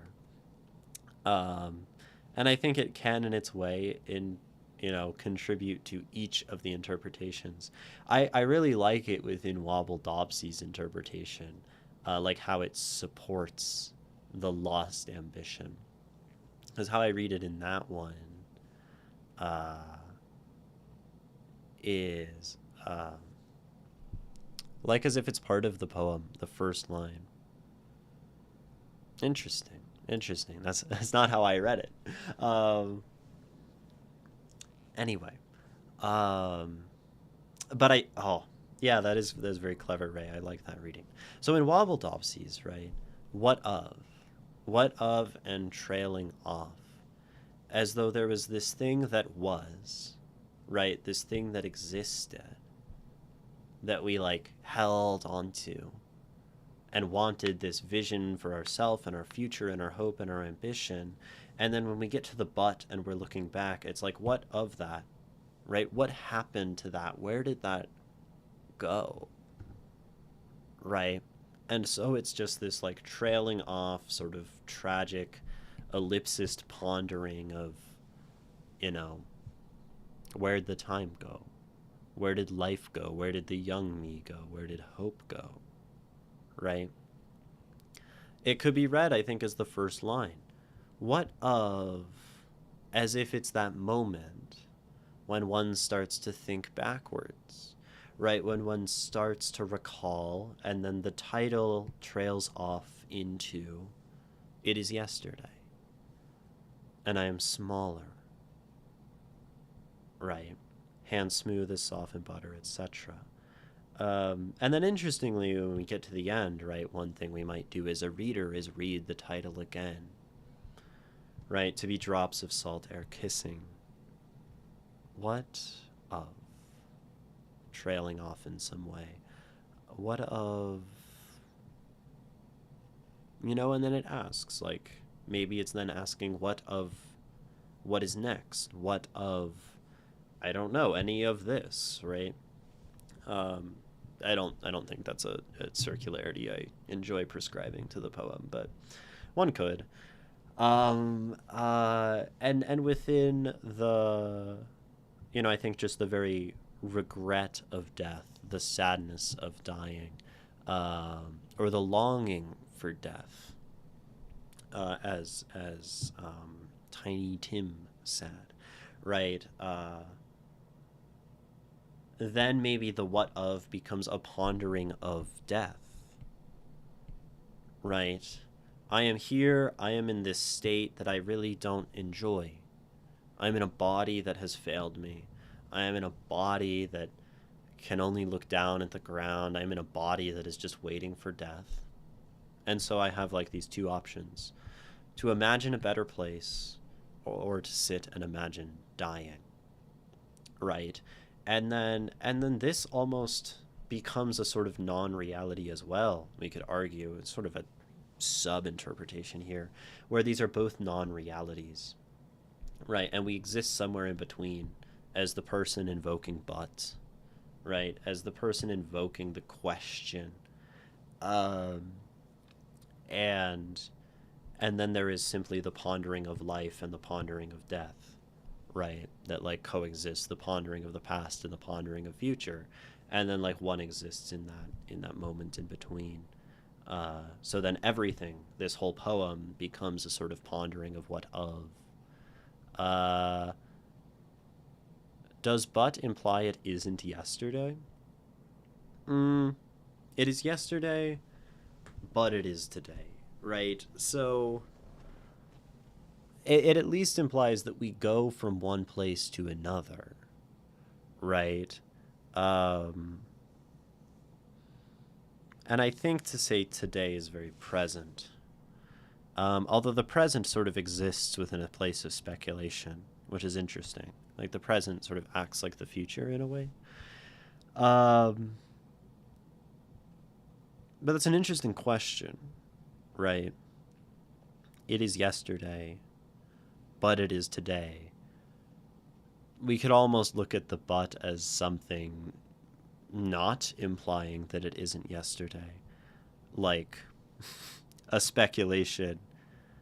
And then we exist in the poem in the place of yesterday, right? We exist in the poem as this person, the young person, thinking about the future, thinking about possibility, thinking about, night air kissing, thinking about flowering into their existence buds, and then thinking forward. What of the future, right? Thinking what of death? And then we can remain sort of entirely in youth, right? Maybe this whole poem speaks to the moment when youth is lost and an understanding of death comes in. And maybe death is lost in youth. I don't know. um, there are many ways to navigate around those ideas. Maybe a good way to show how fast life goes. It is yesterday for a paragraph, but is today. Yeah, that's such a lovely thing to point out, Wobble Dobsy, right? This whole poem, this whole existence of this person. Oops. I love how this person is described like fully androgynously, like without any gender. That's well done. It's like hard to do that in a very compelling way, or it's like hard to do it in a way that feels natural. Um, yeah, we go from yesterday to today, right? An entire life happens in a day, and we are a blip on like the scale of things. I think there's a lovely love that works really nicely with the idea of like trees, right? As something that sort of exists beyond the scale of human life, and even sunrises and sunsets and skies and dirt, right? That we are a moment that passes. Um, yeah. I like that eyes gazing skyward is because you are literally small. Ah, yes. And have to look up at the world. When you are old, you look down. Beautiful, beautiful, Tiny Tim Cowboy, yes. Um, right? You are small in stature, right? And so you look up. You look to possibility. You look to what could be. You look to the possibility of flight. The Icarian youth.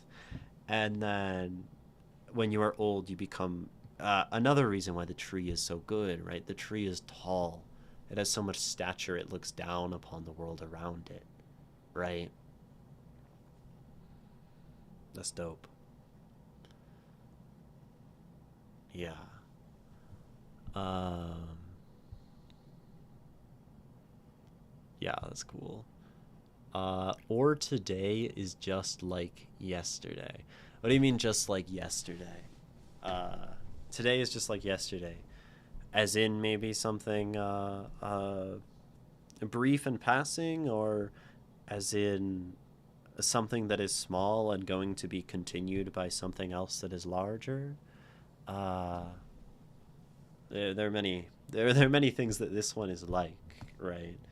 Uh, but I like this idea, right, of the poem continuing on in our imagination, the what of, the what is next, right? That there we could imply sort of a something larger, a tomorrow that is foreign to us, right? And I think in this moment, then we could argue that to the young person, the tomorrow is foreign.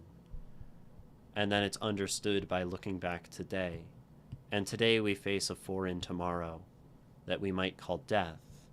And then maybe in that there's some idea that looks back on that to understand that yesterday through a new today. That's kind of a beautiful historian's view of things, perhaps. And I like that, right? Uh, so many things.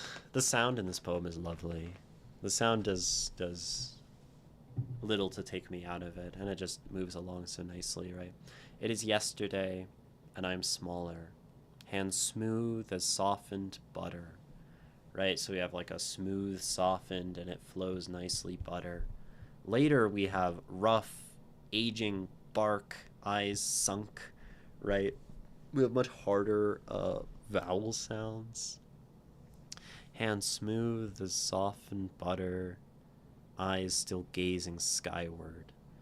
Right? And we have like smaller butter, which is like a close rhyme, right? And then we have like watching for tomorrow. And there's almost like a tomorrow, like butter, this like at the beginning. Um, that I think it feels very like tomorrow and smaller and butter. And there's just something about it. Maybe the skyward too, word, right? Row.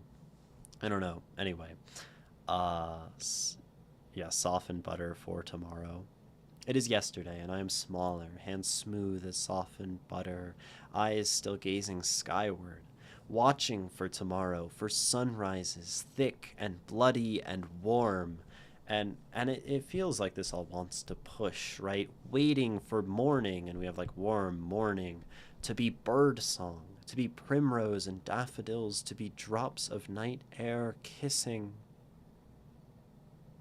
But it is today, and I am threadbare, hands rough as aging bark. And we have like today, aging, right?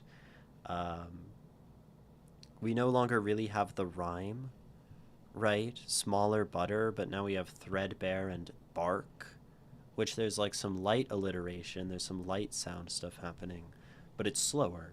And we have the harder consonants again, right? Uh, but it is today, and I am threadbare, hands rough as aging bark, eyes sunk. And I have like rough and sunk downward. And we just land on downward. Really very downward, right? Contemplating soil, right? And this takes us down, right? We go down to the soil, its embrace, thick and earthly and cold, waiting for morning to be dirge sung. And we have dirge, and it slows us down more. To be lilies and chrysanthemum brings us back up a little bit. To be drops, drops into the end of salt air kissing. Salt air is interesting, right? Salt, we can think of tears. Salt, we can think of the sea, which has that kind of coldness the sea as a place of voyage, right, is an interesting idea, right? To have the salt air kissing maybe suggests this idea of like a voyage beyond, um, which is super cool. Uh, yeah, that's pretty dope. We can even think of like the sunset over the sea on the west coast because I know you're in California. um, you can think of the tree as a great sequoia. That would be lovely. Yeah, impose my imagery, my southwestern American imagery onto the poem. Uh, yeah, this poem goes crazy. Uh, Truly. uh, yeah, awesome. Yeah, share it with your friend. That's good. Sharing poetry is lovely. Uh, it is yesterday was meant to evoke memory, looking back to the past. Meant? Meaning? We don't care about authorial intention here, Nikki. You died on the altar of creation. Right, as Ray says, we're schizoanalyzing your words. I was very specific in my choice of flowers. Yeah, I think it's time that we look into the flowers. We can reopen some inquiry here. Primrose symbolism. Primrose is one of the. Oh, come on. Wait, is that one of the ones at the end?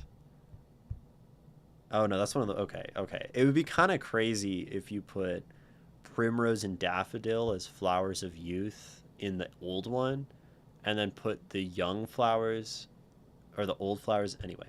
So primrose, um, youth, renewal, and optimism. Isn't isn't like Katniss Everdeen's sister in the Hunger Games named Primrose, and she's like an innocent kid who gets selected for the Hunger Games, and then like Katniss like saves her. Feels fitting. YA fantasy authors be doing stuff like that. We can remember our discussion of Professor Remus Lupin in Harry Potter, right? Professor Wolf, um, the werewolf. Daffodil symbolism, renewal, hope, and beginnings, and there, yeah, a spring flower. Hell yeah! And then our lilies and chrysanthemum. Lilies.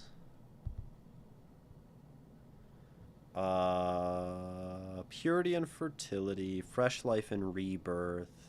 Depends on the color though.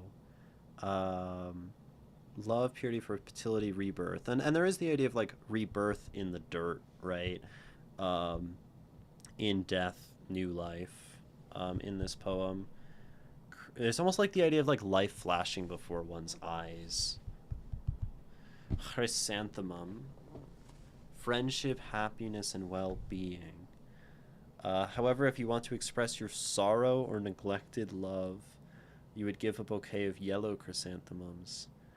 Uh, I love flower symbolism. Like, I just want to see like two people who are really into flower symbolism, like try to communicate with each other only through flowers, and then have them have like slightly different interpretations of what the flowers mean.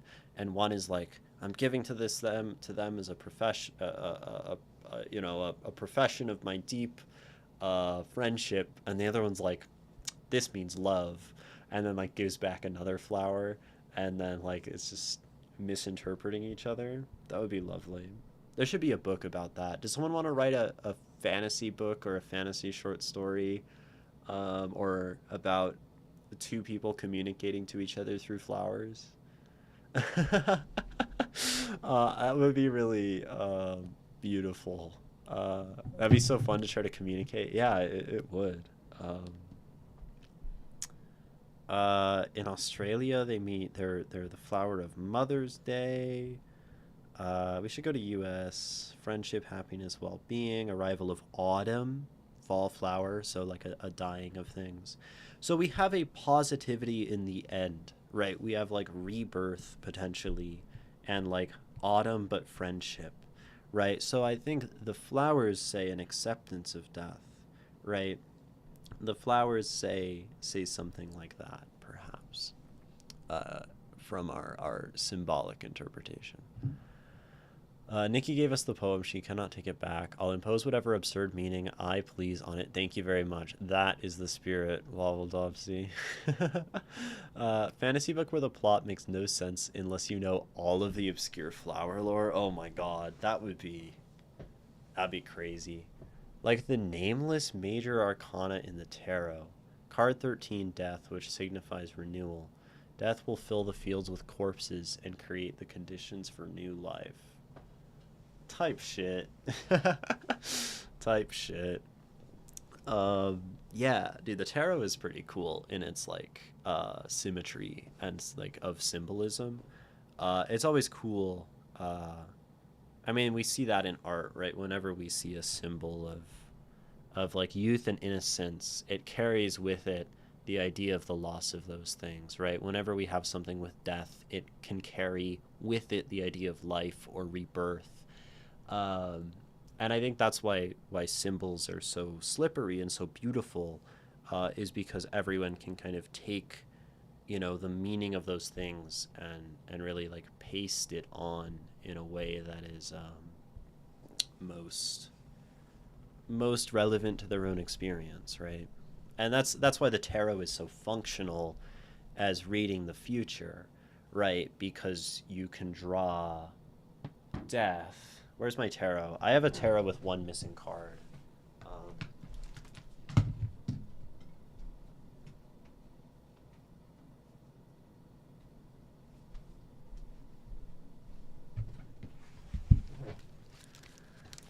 My tarot is missing the Hermit because I wrote a poem about the Hermit.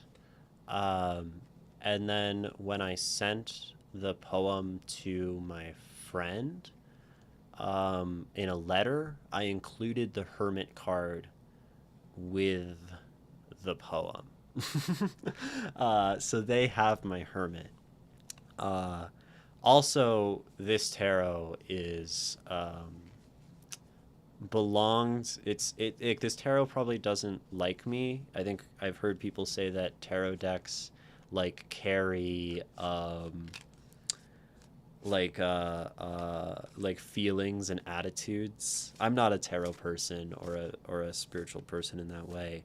But this tarot deck belongs to an ex, and she left the tarot deck in my house because the energy of my house was better and didn't want it where she was living in a place that was very unsafe for her, which is very beautiful. And then she grew very mentally unstable, and our relationship sort of collapsed on the grounds of her just really like needing support that I couldn't give, and all of that. So then the tarot deck got left with me. She never came back for it, which is a very interesting backstory to it. Maybe I should start writing. There, that one accidentally fell out. I know when a card falls out, you're supposed to like pay attention to that as you're shuffling. So yeah, Page of Pentacles, I guess, is my card for the day, but I don't know what those mean. I should do tarot readings as someone with no knowledge of tarot on stream. You had the same deck in college. Neat. Yeah. Anyway, women, huh? No, Waffle Topsy. Can't successfully return their tarot cards. Can't live with them. Yeah, I know. Wild. OMG image in that deck is so funky. Yeah, it has character, you know? It is the moon. Look at her. She got a bird. Look at her dress. That's got some symbolism, probably. Yeah, anyway. How did. I'm so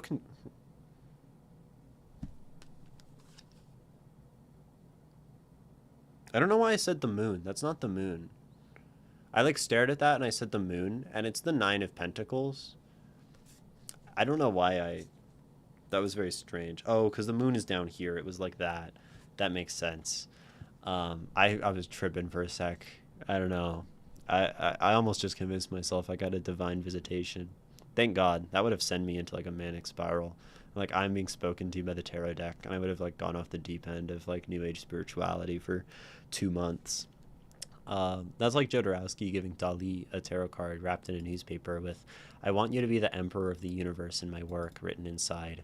Absolutely outweirding Dali. It worked. That's so fucking cool. Moon would be your favorite card, Nikki. That tracks. That's a Rider White tarot. I'm more of a tarot of Marseille. Maybe I need to get a tarot of Marseille. Um, we should ask the deck. What do you think of Imogen, your new step parent? We can ask the deck. You guys want to guide me through a tarot reading? Um, sounds like y'all know more than me. I think what I should do is I should keep writing tarot poems because I think the tarot is very beautiful and inspiring for poetry. Uh, and then I should take those poems and I should send them to people with the card until I run out of tarot deck, or just like give them to people, send or give, um, until I run out of them, and then I can get a new deck and like keep it going. That'd be kind of fun. Anyway, do we have any more questions about this poem before we start going into tarot escapades? um, you're splitting up the siblings? I mean, I think that's awesome. I mean, maybe that's like sacrilege, but like, that's kind of dope. That'd be really fun. Um, yeah. This tarot deck probably doesn't like their new step parent, do they, Messier? I'm probably like scaring it. It's in my hand, just absolutely trembling, you know? Okay. I think we're done with this poem. Uh, for now, right? Anyone is, always welcome to go on Nikki's All Poetry and return to it as they will. But we can give it a final read, and send it off into abstract space. What of it is yesterday, and I am smaller, hands smooth as softened butter, eyes still gazing skyward, watching for tomorrow, for sunrises thick and bloody and warm, waiting for morning, to be bird song, to be primrose and daffodils, to be drops of night air kissing. But it is today, and I am threadbare, hands rough as aging bark, eyes sunk downward, contemplating soil, its embrace, thick and earthy and cold, waiting for morning, to be dirge sung, to be lilies and chrysanthemum, to be drops of salt air kissing. What of? By Nikki. Thank you, Nikki, for sending your work to us for everyone to appreciate. Thank you so much for entrusting it with me in my care. And yeah, just thank you. Thank you. I will continue after every poem to express my gratitude for all of you and your work and your art and your worlds that you create. It's awesome to read everyone's stuff every single time. Awesome in full of awe, you know.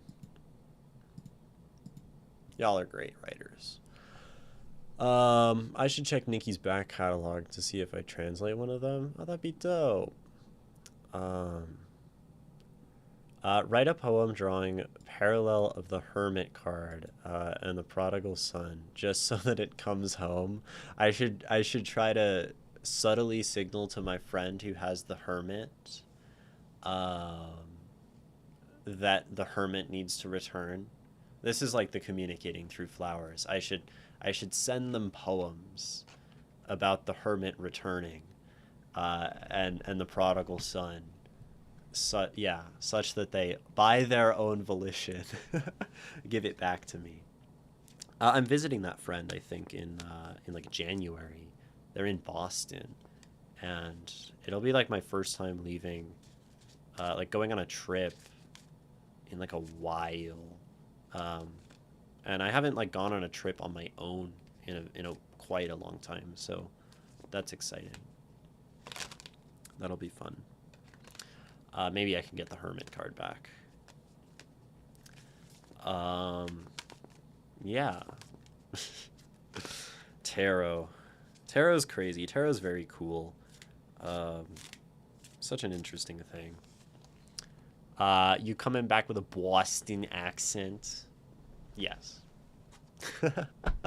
I'll do my best to come back with a Boston accent. Down, mastered, ready to go to drop randomly into stream. Okay, let's take a break. We'll come back in a few minutes. Stand up if you are able. Look away from the screen. Do something kind for your body and mind. You deserve it. Hydrate. Yeah. And we'll be back.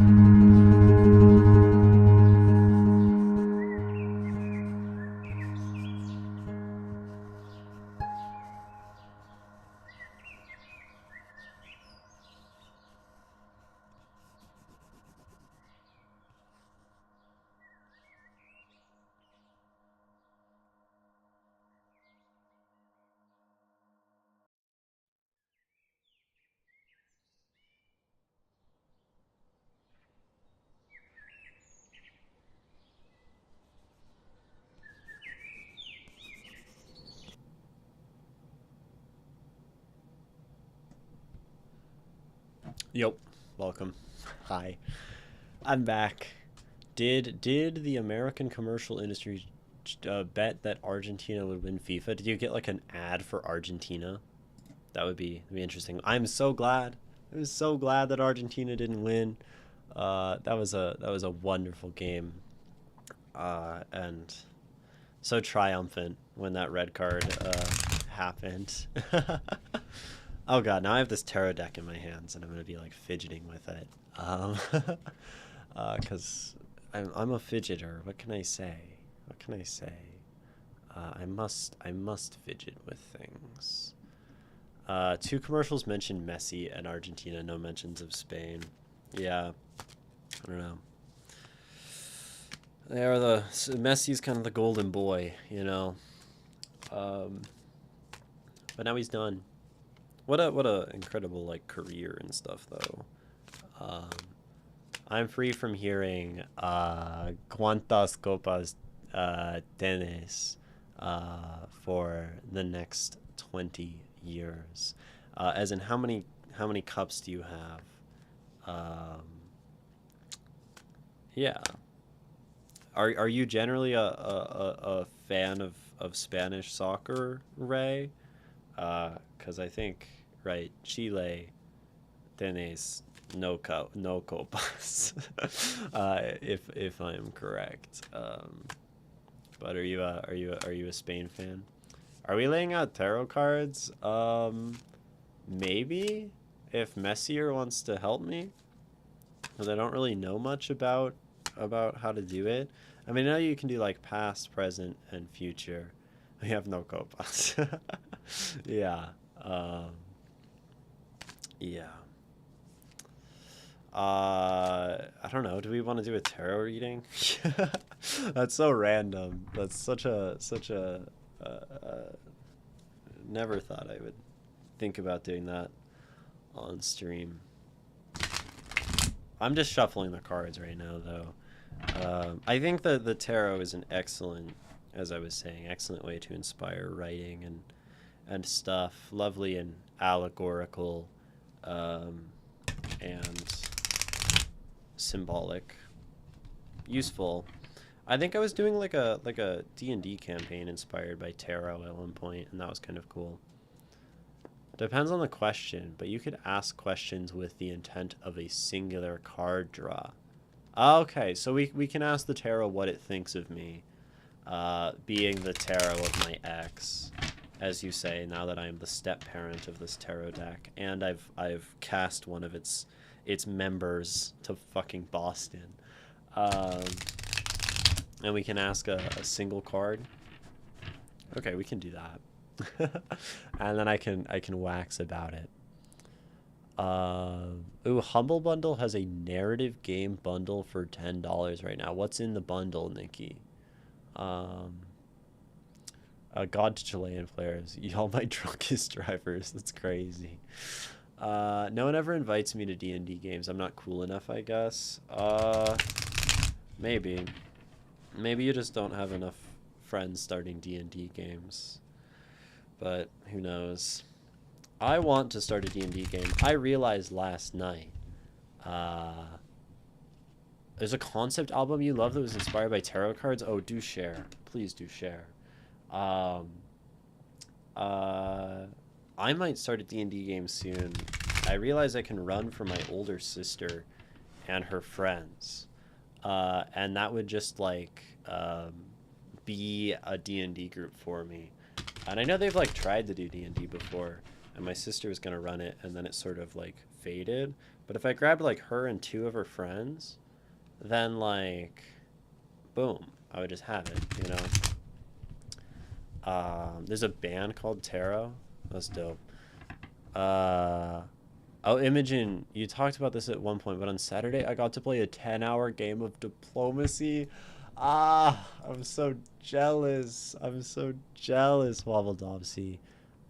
Games in the narrative game bundle. Road Warden, I thought this game was bad. I played it very recently. I thought this was kind of an L. Um, I don't recognize White Shadows, Gone Home. Yeah, I'm like way I'm like a very minority of not liking Road Warden. Uh, Neo Cab, that sounds kind of cool. Dark Side Detective, Stillness of Wind. I haven't played any of these other games, so I guess that would almost makes it worth buying. Yeah, I didn't like Road Warden though. Uh, I thought it was bad. We're doing Dune in a couple weeks. Oh, so jealous, so jealous. Dune is amazing. Voyage of the Acolyte by Steve Hackett. Can you like put it in the Discord? That'd be dope. You saw him live a few years ago, dude. Live stuff, so cool. Live music, genuinely awesome. I'm just kind of like fiddling with this tarot deck until one of the cards falls out. I really like that sort of approach to the tarot. It being, you know, something that I don't actually do or believe that the deck has any sort of intention or whatever. But I think the idea of like letting like just the random chance of something falling out decide is kind of nifty. So eventually we'll have the deck speak, and then someone can tell me what the cards mean. You put a TED Talk in Discord about hip hop and Shakespeare that was fire. That's super cool. I did not watch it yet. I did see that you put it there, and hopefully I will watch it at some point, maybe. The deck is, I guess the deck is like keeping its secrets or whatever or something. Doesn't want to give away. Maybe it doesn't feel anything at all about this query of what do you think about the fact that you once belonged to my ex-girlfriend, you know? It's just like, you know, changing hands. You know, what do you think about like me getting rid of the hermit? No opinion. The hermit is gone. The hermit is always... Oh, there's the card. This one. Two of Pentacles. Guys, what is a Two of Pentacles? Please help me. I guess I can look it up, right? But we drew the Two of Pentacles. Apparently that is the deck's opinion on me. Also, look, I painted my nails like cow. I think that's pretty badass. Two of Pentacles. I know Pentacles are like money, basically. So maybe this is a profitable thing. I think twos have maybe something to do with like duality. Let me look this up. I have to reach all the way to the... Actually, I can just plug in my keyboard. Hold on. I don't know if we're going to do another poem. Oh, fuck. Right. I had the camera on. That's what happens when you unplug the camera. Screen. Two of Pentacles. Two of Tentacles. Ayo. I wish. Okay. Guys, wait, this is like poetic as fuck or something. Hey, wait, get out of here. Get out of here. Go away. Go away. Go away. Get out of here. How often? Never. Get out of here. I didn't know I could disable that. The tarot guide. The upright Two of Pentacles. Balance, trying to find balance. Resourcefulness, ups and downs, adaptability, flexibility, juggling life, juggling money, balancing books, transferring money, profit and loss, income, outgoings, financial decisions. So,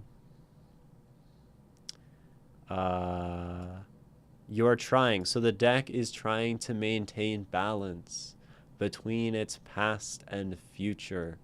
It is juggling the moral attachment to its prior owner and its new appreciation for me and my strange ways. It has financial stress because I'm a weird owner of the tarot who doesn't use it and then randomly mails its cards across the country. Doesn't believe in it. And yet it understands that I appreciate its value. As a resource, and it's learning the flexibility of becoming a deck that can be used as an artistic tool rather than as a future-telling device, as a purely symbolic item rather than one of divination.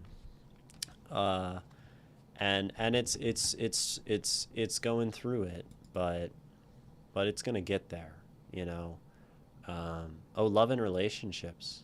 Uh, a big financial decision. Well, I guess if we think of the tarot deck as the item of finance, then it's been transferred. The capital has been transferred from her to me, and she is gone. And maybe this has freed the tarot, right? I haven't asked the tarot its feelings um, since since basically we broke up, since me and her broke up, which means maybe it's been thinking about this change and this decision for so long, and now finally it's done dwelling on the fact of the change, and it can now move on to its rightful owner, me. You know, it's mine. I can bite it. um, yeah, that's the tarot reading. How'd I do, messier? Just wait until I drop that Uno reverse on you. Shit. Um, my face when I'm trying to win the poker game, but my opponent pulls out the Two of Pentacles. Oh, fuck. Why do you do that? Then there's going to be great financial change. They pull out the Two of Pentacles and they're like, it's over for you. And then and then the river comes. They reveal their hand. Fucking royal flush. Take all your money. Great financial change. And they stare at you and hold up the card like that. And then you sob and are destitute and spiral into a life of poverty. You end up on the street, addicted to black tar, heroin, no longer have anything to gamble, yet you still find ways to do so. Any meager sum of money you get, you find yourself wasting away at the whim of chance. And you do so for the next 10 years of your life after losing that poker game. You still consider it the most important moment of your entire life that sent you down a spiral, but it is from that spiral, from that great financial imbalance, that you can find balance anew. You remember the Two of Pentacles. You remember the need for balance, that all things lost will come back to you in return someday, and you begin to make a change. You kick the heroin addiction. You begin to claw your way out of poverty. You create new opportunities through the connections with people you know, and suddenly you're coming back. You're returning to the person you once were. You make it, and you find balance again. And now you think back to that Two of Pentacles. You think of it with fondness. You think that everything that is taken must be given back, and everything given will come around to you. You become a generous person who cares, who gives back to your community, and all is well. Yeah, that's your life story, Wawel Dobsey, after the Two of Pentacles is revealed to you in the poker game. I don't know much about tarot cards, but either way, I think they represent a lot about hope and moving forward. Yeah, I mean, there's a lot of the thought of, possibility and future, right? I recently went through a breakup of a friendship that felt very important to me, so that introspectiveness is significant. Do you wanna do you want a tarot reading? I can read your tarot as a tarot lay person. Um, this should just be streamed. Poet reads people's tarot without knowing anything about poetry or about tarot. About tarot, I know things allegedly about poetry. Go on. Okay. So I do know that people do like the past, present, and future with 3 cards. So maybe we can do a past, present, and future of the friendship breakup. I think that's how this works. You know what? I'm gonna spread the cards, okay? And then like Ace, you're gonna tell me when to stop, okay?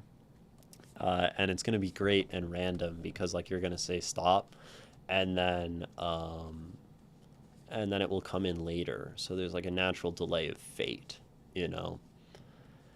That's like the most easy one to do. You can also make it all be present stop. Okay.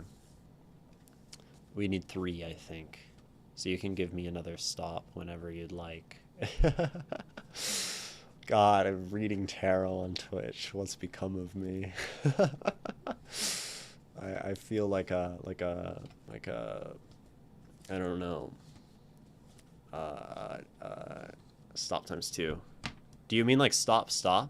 Or was that your second stop? And then now we're going for the third stop.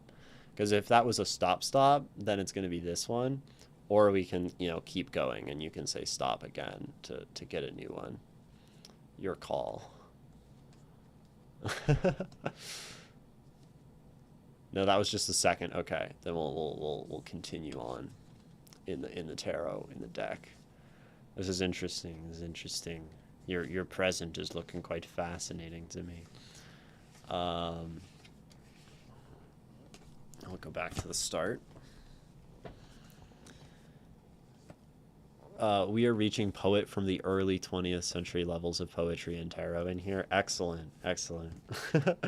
I mean, it's the same as like the joking like dream interpretation stuff, right? It's all really interesting as an artist because it's like it's about the interpretation of symbol and what could be an imagination and like associating things with each other. Okay, the card for your past.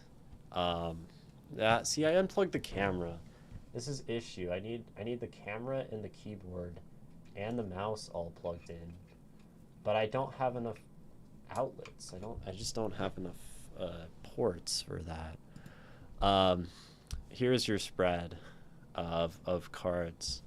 In your past is the 7 of Wands.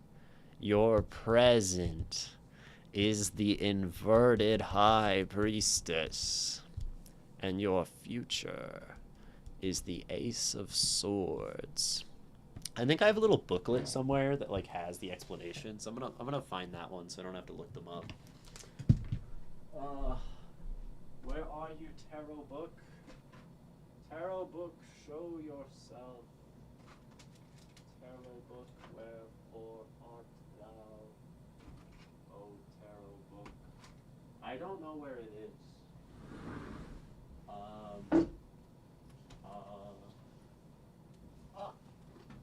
No, not right.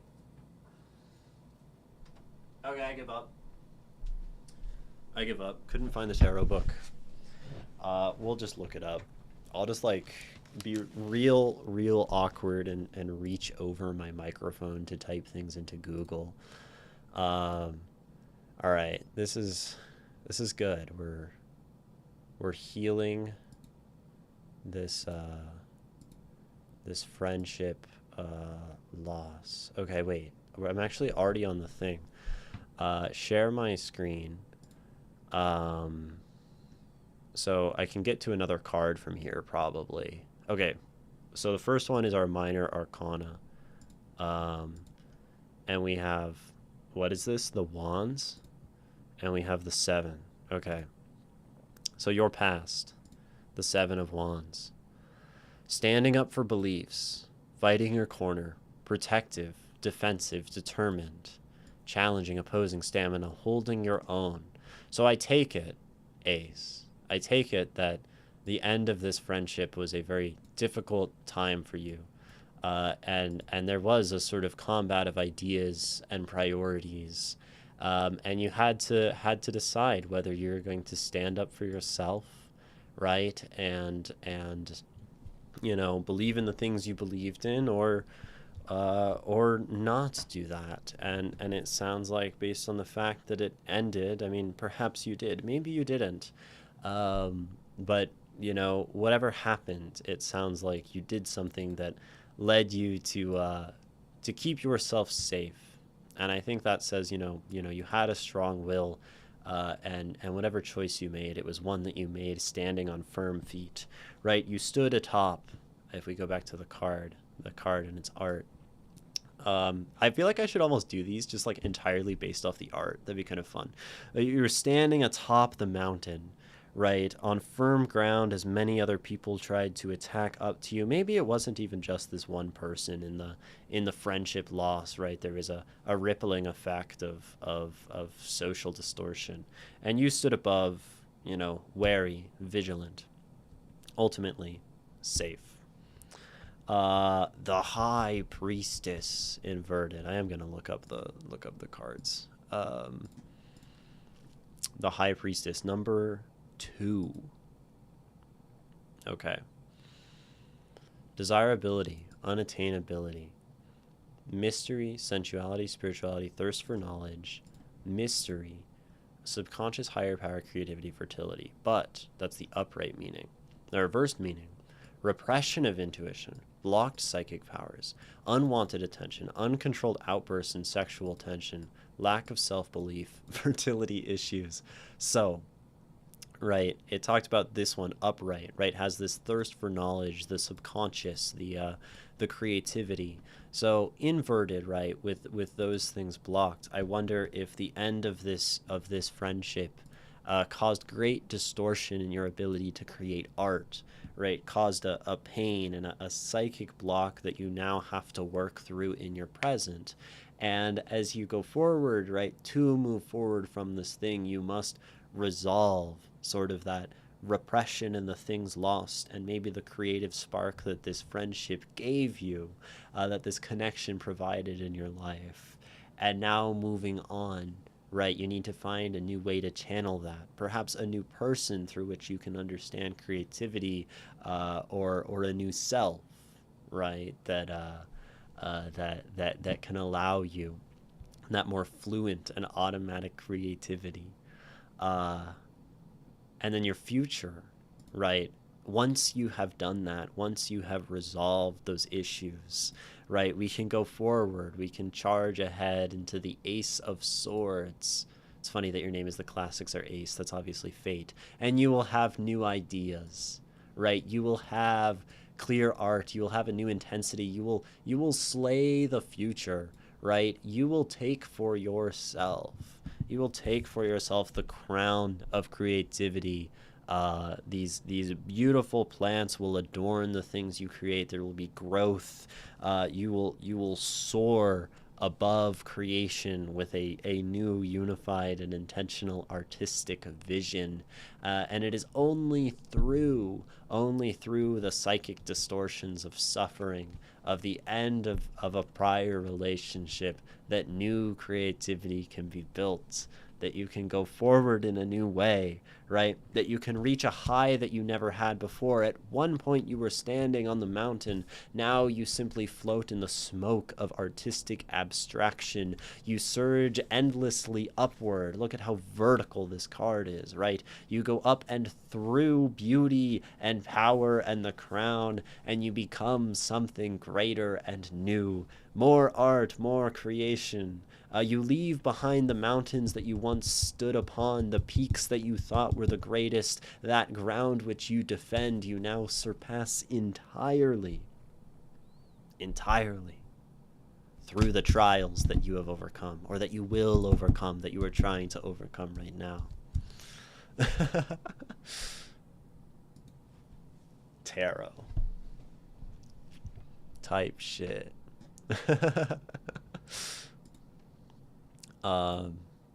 Yeah, my first ever tarot reading, guys. My first ever tarot reading has been accomplished. I hope we liked it. Tarot type shit indeed. I got sucked into the black hole of astrology. Astrology threads. That sounds interesting. I apparently have a grand water trine, and it's like catnip for astrologers. What does that even mean? Like they're in like the astrologers really, like, they look at your chart and they're like, oh my gosh, like, that's, you have a grand water trine. Oh my gosh. That's terrifying. Oh, we get a little mystical here sometimes. I think we have to get a little mystical in art sometimes. Yeah, basically. A grand water train. Okay, can we be friends? Can we be more than friends? Can I imbibe in your spiritual soul? Can I get high on your astrological essence, please? Yeah, that's what they'd be like. Um, Ace, I hope that gives you a clarity and a path forward in your life from my abstract babblings. That's kind of fun. It is really fun, right? What that is that storytelling, right? The tarot, when you take the past, present, and the future, you tell the story, right? And I sort of did that even more at the end when I like diverged from the actual like definition on the website and started like looking at the cards, right? The whole like, surpassing the mountain you once stood upon, right? I could have gone like the wand has become a sword. That which was defensive and passive now becomes like an active force of positive creation, right? And what that is it's using symbol and using like the information presented in front of you to like weave a narrative thread to turn what is just, plain reality, just a few cards, just a few pieces of paper, into something with meaning, right? And that is what art is. Art is to look at the world around you, something without meaning, as the Edward Abbey quote we read earlier, right? The delicate arch, which has no more meaning than any other thing.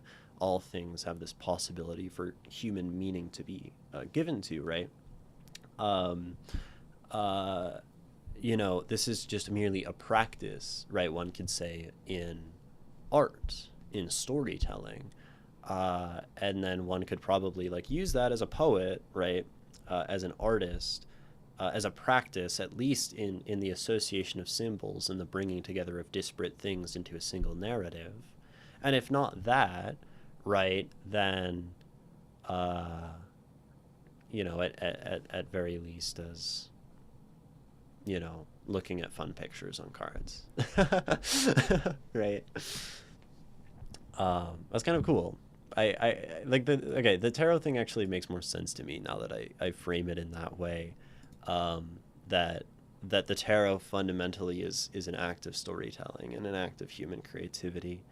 And really, I mean, it's probably not all that harmful, right? To like give a tarot reading to someone, because what you're doing, right, is you're just trying to you're taking the story that's being presented to you on these cards, right, and you're saying, well, if this applies to someone's life, I as reader now, am now trying to create a narrative that I think will help this person, right? There might almost be something very empathetic about the idea of the reading, right, where I have a number of ways I could tell this story, right, by having three cards in front of me. And then the question is, how do I tell this story in a way that I think would be beneficial to the listener? Which then is like art, right? I am presented with a tree and a bird and a stone on the ground. How do I take these three disparate symbols and find the uniting factors to tell them in a way that I think an audience will appreciate, right? That's like art making, I think. So that's kind of cool. Maybe I should be doing more tarot readings on stream or something. Uh, yeah. A few weeks ago, my Instagram reels were full of tarot readings for some reason. It was fate. See, and that's where I don't like the tarot stuff is where it becomes about fate and like placing one's agency in something that is not there. Um, I like the tarot as, we're going to talk about these symbols and look at the self and the way that our own mind constructs narratives. I shy away from, well, the tarot or the fate was telling you, preparing your mind, right, to be open to the idea of a tarot reading so that, right, a few weeks later when you came to Imogen Stream and we happened to be talking about tarot, you would mention the tarot album, and then you would mention the friend breakup, and then when I then offered, can I give you a tarot reading? The first tarot reading I've ever given someone, then you'd be fate prepared you, right? uh, Plus, most of them are comment and share this reel, and this will definitely come true, right? Yeah. Uh, yeah. It's like share this sound, or get bad luck for the next 10 years. I put that in a poem called "Glory," which is a poem of mine that I do like. That it's hung around for a while and I still like it. Um, but it starts, it's a quiet morning, except for God's voiceover telling everyone that if we skip this audio, we will receive 2 months bad luck. But he skips God on our behalf and gets off the bus, wordless as a prophet. I'll keep reading. It's a quiet morning again. Bumps, a sniffle, quiet conversation, God's voice, doors closing, puertas cerrando. And then she is gone until her people call again, and they still feel human. The air conditioning still outworks the sun in spring, keeps us from feeling like sacrifices, headed into an unknowable future. I'm a little cold even. Not as cold as the transit cop, telling ripped pants and a fraying sweater. The stop's shade's not a good place to sit. It's hotter on the outside, in spring. Colder, too. At least Black Hoodie gives him a few bucks. I pray the bills don't fall through the holes. It's a quiet morning. Peaceful, even. By the hospital. The right time of day, maybe. Like fate. Okay, and I think actually interestingly, right, this poem is a story that is taking many different symbols, right? Just events from the bus, right? This thing. Like the voiceover was literally like, this is God speaking. If you skip this audio, you will receive 2 months bad luck. And I'm like, okay. And then I heard like the similar voice above of the door, right? The bus like little thing, doors closing, puertas cerrando. And I'm like, oh my gosh, that's like the same idea, right? And then I see, this thing outside that feels different, right? Where it's like this, literally like transit cop, like telling a homeless guy, like he can't sit by the bus stop. A guy leaves the bus and gives the homeless guy a couple bucks. And then I work that in with the rest of the story, right? With like, I pray they don't fall through the holes, right? It's hotter, right? And we have like the temperature thing going on here. This is sort of like a bad luck idea with the money, right? And falling through. And then, making him wordless as a prophet to connect to the whole religion idea. And then just ending it, because that's when I got off the bus. Like after the stop of the hospital. So literally just like right, weaving together symbols, weaving together individual elements to make a story and to somehow like unify them in a compelling way. So I think it's probably worthwhile, right, for any poet to pick up the tarot, and that would be a really fun workshop to teach, wouldn't it? Tarot for poets. Lots of poets are into tarot too. And it would be kind of fun to be like, I'm going to talk about tarot. I don't actually do tarot, but I think it's really useful from like a storytelling perspective as a poet. And to teach a poetry workshop, giving each person in the workshop 3 tarot cards, talking about how we can use, concrete imagery and turn it into abstract symbol, right? And then we find ways to unify those abstract symbols as story, right? And then we achieve art. We achieve poetry. That'd be a great workshop. I might teach that. The That's fucking dope. That's that's really cool. Uh, I'm like stoked about that. I need to write that down. Uh, I need to write that down. Where's my notebook? It's over here, or my notepad, perhaps. This might be. My friend kind of invited me to teach some workshops soon. Poetry. Tarot for poets. Tarot for poets. Workshop. That's fun. That's cool. I might do that in the future. Yeah, I guess, but maybe that's advice to anyone who has a tarot deck in chat, right? Uh, but we can use anything, right? We can use it. It can be like take 3 random objects in your room, and then you can take those 3 random objects and place them next to each other in a narrative form of past, present, and future, or in left, right, and center, or in any of these sort of things. And then mother, father, child, whatever set of 3 you want to do, uh, and then you take those concrete things, make them abstract, and then like weave story between them. That's a really cool writing exercise. Maybe I'm like the only one who's like totally nerding out about this and thinks it's like super fucking cool, but that's where I'm at right now. But I must be the biggest writing nerd here, if I talk about writing for many hours, many times a week. Yeah. Um, I don't think I'm reading any Geeked for Writing. I'm always geeked for writing. This is the place to be geeked for writing, and apparently now for tarot. Maybe I should add a point redeem for tarot. It's funny. I just added a point redeem that's called Draw a Card, which is not for tarot.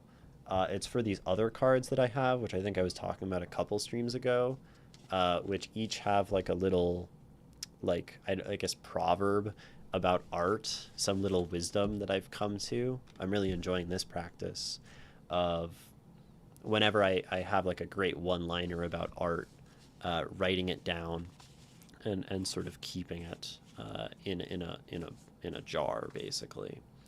I think they could be smaller, but note cards have lots of space. I did one today. I did a new one today. Oh, it was you can say 2 contradictory things and have them both be true.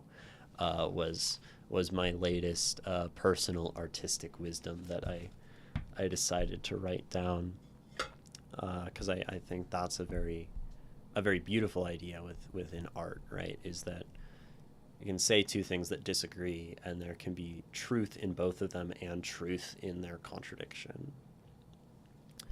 I'm very tempted to add geeked for writing to the board. You can add geeked for writing to the board. I don't know how to do it. If I should always keep everything as beautiful at the top and then just change out the bottom, or if I should like also, because I like everything is beautiful. That's kind of like it's there because it's like maybe my fundamental artistic truth right now. So maybe I'll just have the bottom one rotate. Language slut is also a bit vulgar, maybe. I mean, I like it. It's funny. No, but it'll be a wonderful day when someone actually redeems the. What did I do? I did 20,000 channel points. That's not too much for you, Nikki. It wouldn't be much for you, Kalia, if you actually saved up your points and didn't blow them all on my channel point waster. Stream is dead. Stream is back. Did it die? Wow, that would be crazy. I was kind of feeling a little okay. Geeked for Writing is going on the board. It can be done. I wonder if I have yeah, I should have enough. We'll put Geeked for Writing on the board.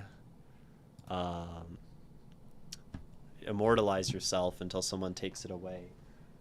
It would feel real bad if someone like redeemed it and then someone else redeemed it immediately after, right? uh and then and then it went away, right? Maybe that's when everything is beautiful goes away. Geeked, E-E-K-E-D, none of those letters right now. For writing. Okay, I gotta find letters. That would be so rude, right? We just spent, it's a lot of channel points. It's a big investment.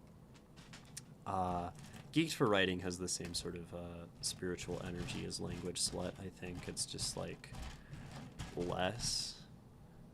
Look at all these letters. There's just so many letters. Geeked. I need an E and a K. There's a K. And another E. I wonder if we're gonna have like enough E's. This is gonna need to be higher up, right? E, E, K, F, O, R. And we need an O. For... Okay. We'll get there. Yeah. I like this. I think that's kind of fun. To have the thing go on the board. W, R.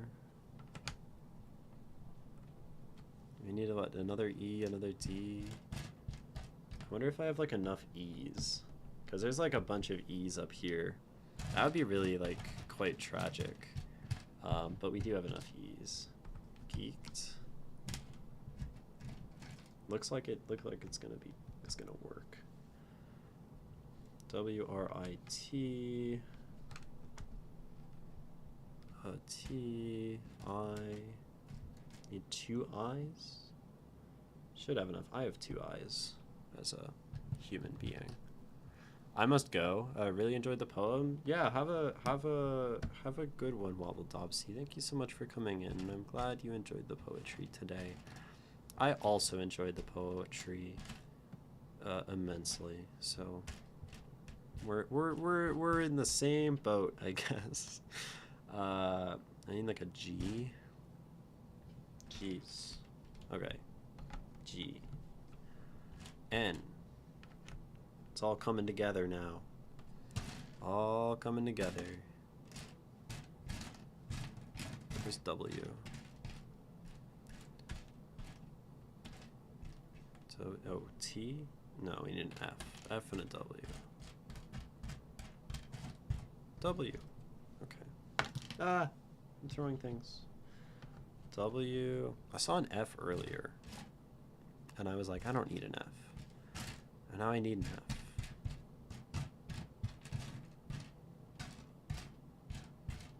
Guys, do you see the F?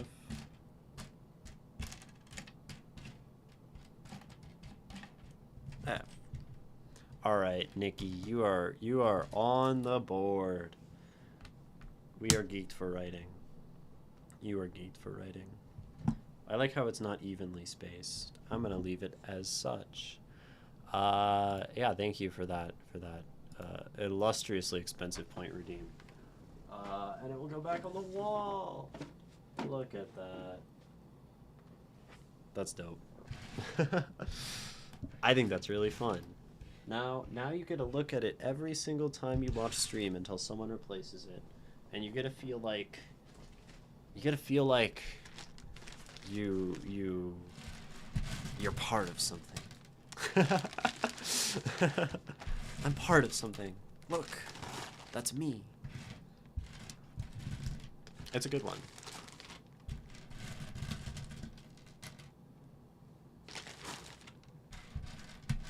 Okay.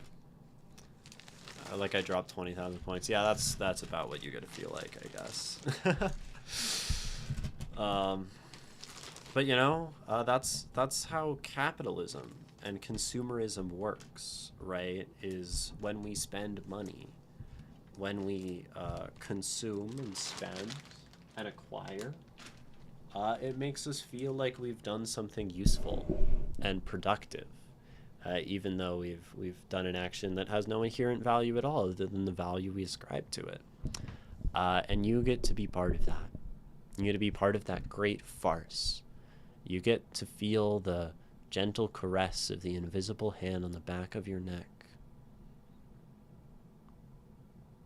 And it comforts you into a coma-like sleep, full of wonderful dreams, as intangible as their dreamer.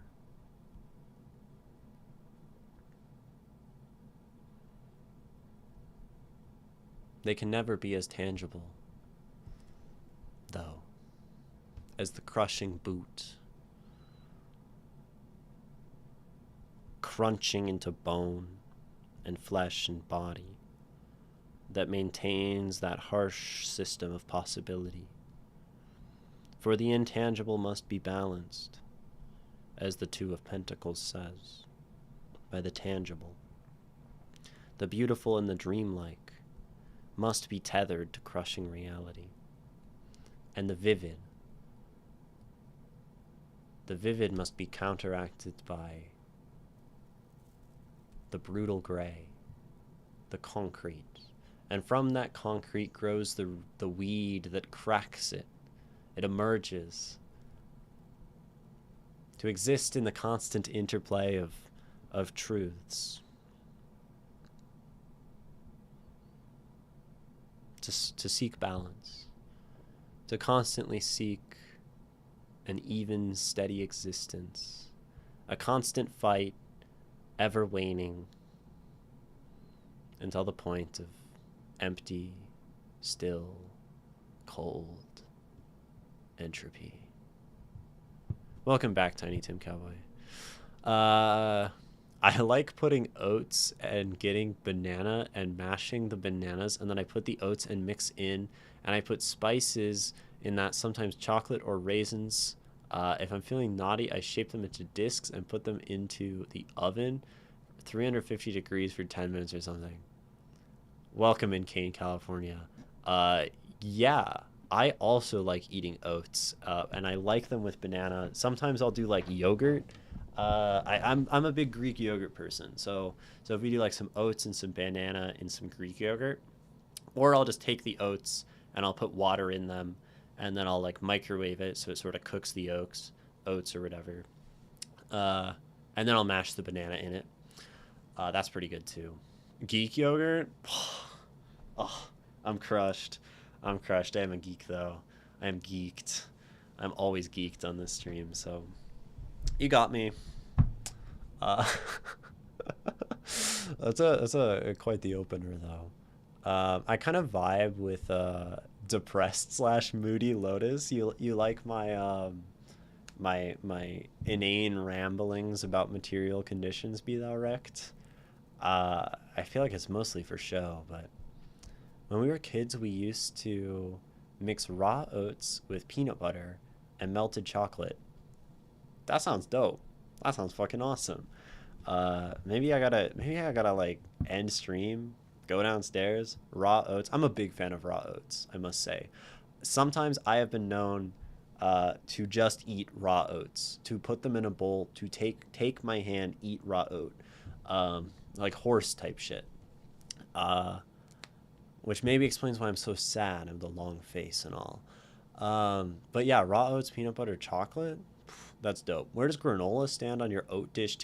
Dude, granola is awesome. Sometimes my dad makes granola, just like does homemade granola, and it has like walnuts and almonds and oats and I think like sunflower seeds and all sorts of things. And it's just honey, so good. Big fan of that. Coconut, I think. But all granola. Granola is fucking awesome. Granola bars, granola in a bowl, granola in yogurt. A big granola girly over here, as they say. I try not to seek balance anymore when I push the universe pulls. Yeah. The balance comes on its own, doesn't it? I found this granola recipe where you shred apples into it, and it's seriously dope. That sounds fascinating. I like that idea. Apple is wonderful. Apple is a great fruit. The best fruit is peaches. I've written a number of poems about peaches because I like them so much. Um, the tricky thing about peaches, though, is the good peach is incredible, right? The good peach is incredible, and the bad peach is awful, right? Which gives you the great dichotomy of Elysian experience of sipping the nectar of the gods and having like a mealy, gross uh, fruit that doesn't taste like shit. And part of that, I think, is the beauty, the not knowing, and like they're only in summer, right? So they're scarce in a way that makes them more exciting when they're around. But apples are great too. I heard if you eat chia seeds without soaking them, they can expand inside you and hurt you. I think if you like do a whole ass spoonful of chia seeds and put them in your mouth and swallow them, they can get like stuck in your throat when they expand. But I think for the most part, like raw chia seeds are fine. I'll like throw raw chia in with stuff in the, like, let's say the geek yogurt and all of that. Um, and that's not a problem. I know an Aussie does that, he's fine. Like Aussies are built different, right? Like they're like crazy spiders and shit there. Callie, you're never gonna have enough to put a message in the board if you say me next when like there's like zero chance of me reading another poem today. If you blink, avocado goes bad, but avocado is so good. Avocado is a peak vegetable. I know it's a fruit, but like it's green, so it's a vegetable. Limes are a fruit, of course. Um, yeah, for a while I was doing like I was drinking like chia water where you'd like do a bottle of water and then you'd like dump chia seeds in it and then they'd expand and you'd have like slushy chia water where it was like goopy chia seeds in the water. It's kind of like really good. Um, but I don't do it anymore. um, I don't have anything for you. I just have a habit of wasting money. Oh, I see. Well, maybe you need to remember the Two of Pentacles, Callie. If I save up, I want the board to say me next. Oh, that is a great thing to put on the board. Be thou wrecked. That's awesome. Do I flip with persimmons? I am not sure I've ever eaten a persimmon, admittedly. I couldn't really tell you what a persimmon looks like. Um, like maybe I feel like my neighbor had a persimmon tree in California or something. I see your name is California. I think they have persimmons in California. And I might have eaten one, but obviously if I don't remember it, it wasn't that memorable. So, uh, but I have like peaches are ingrained into my being. You know, like I have like this core memory. I wrote a whole poem about this. I'm like on a train. My family is visiting Italy. It's basically like the only vacation out of the country we've ever taken that I've ever been on. I'm like 7 years old. My dad shares a peach with me on this train on the way to Pompeii. I bite into it, and truly, it is like a life changing experience of taste, and thus the peach is like ingrained in my soul, I think. And it's appeared in many of my works. Try one of them, you'll understand the candy fruit. Interesting. Interesting. I really like grapefruits as well. Big on the grapefruit. I like the tartness and the bitterness. I think that's good. I love lemons. Lemons are great. You can't eat those. Oh, don't they like mix bad with certain like antidepressants and stuff, and like totally like fuck people up if you're on the wrong meds? I feel like I've heard that. In that case, that's an L, but I guess maybe worthwhile depending on one's position. I have liver transplant meds. Gotcha. Yeah, it's interesting that like random ass fruit just be having horrible interactions with a bunch of meds. Like, here's your liver transplant. Here's your meds. By the way, no grapefruit. Like, okay. I think it's Statins, mostly? What is a statin? A blood thinner? Statin. Like Staten Island. Do they all have thin blood there? Used to lower cholesterol levels. Interesting. Like the island, yeah. Yeah, I get it.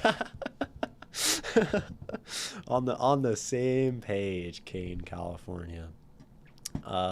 Some foods have mild natural blood thinning properties. So does that mean if you have like the grapefruit and it thins your blood, and then you thin your blood with the med, your blood gets so thin that it like starts pouring out of your eyes or something? That would be unpleasant.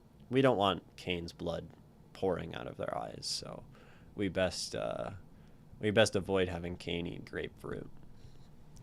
But I will eat grapefruit as much as I want because I like it. Actually, like most fruit is just good. It would be a nice party trick. True. Hey guys, watch this. Bring me a grapefruit. Everyone's like, what? Why are we? And then you bring me a grapefruit. They bring you the grapefruit, right? You come in, you ceremoniously cut it apart. Dissect this, extract the fruit. That's part of the beauty of the grapefruit, is this ritual, of cutting it, like actually getting to the fruit. I think some effort is good. Life is too easy in consumer capitalism. And then you look at everyone, you look around the room, creating this air of anticipation. What's going to happen with the grapefruit, right? You dig the spoon into it, you take a bite out of it. Everyone's like, what the fuck? Why are we watching this person eat a grapefruit? And then you keep staring. They're all looking into your eyes. They're starting to look away, and then someone lets out a gasp. They see just a single tear of blood forming at the corner of your eye. And then it forms into more, and it becomes a whole stream, and everyone starts panicking, shaking, screaming. Why are they bleeding out of the eyes? They're calling they're calling the medical people, and you're just there laughing, knowing that you have the power to bleed from your eyes. I like this. Kane's blood pouring out of their eyes does sound like a bar, though. Yeah. Oh, you even have like the Kane, like you got some like Cain and Abel, like bodily violence shit going on. I think grapefruit is a specific enzyme interaction with a drug, but I don't know. Well, yeah. Having autoimmune atrophic gastritis. That's a lot of words that don't sound pleasant. So I have to be super mindful of what I put in my body. That is, or your belly. Yeah, that sounds tough. Right, that sounds tough. Laughing, knowing I have 24 hours to get medical assistance or I'm dead. Yeah.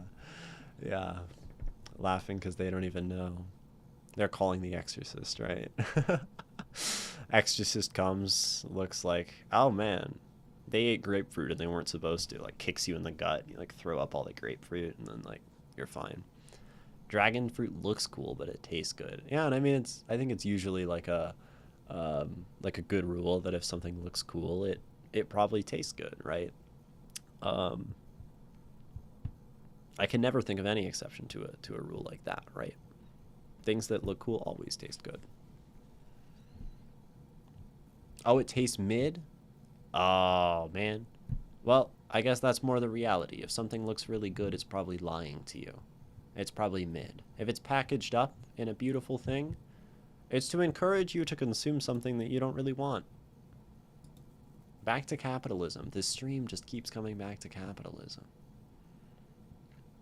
Oh well.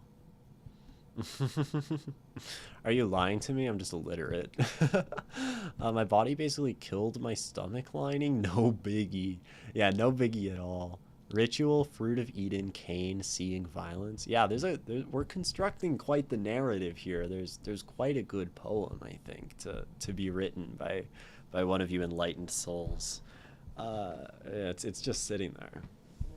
Have you ever tried frozen dragon fruit? I've had no dragon fruit personally, so I've heard if you can get past the stank of durian, it's delicious. And maybe that's the opposite idea, right? Like, if something is difficult and something is smelly, maybe there's a reality of some beauty underneath.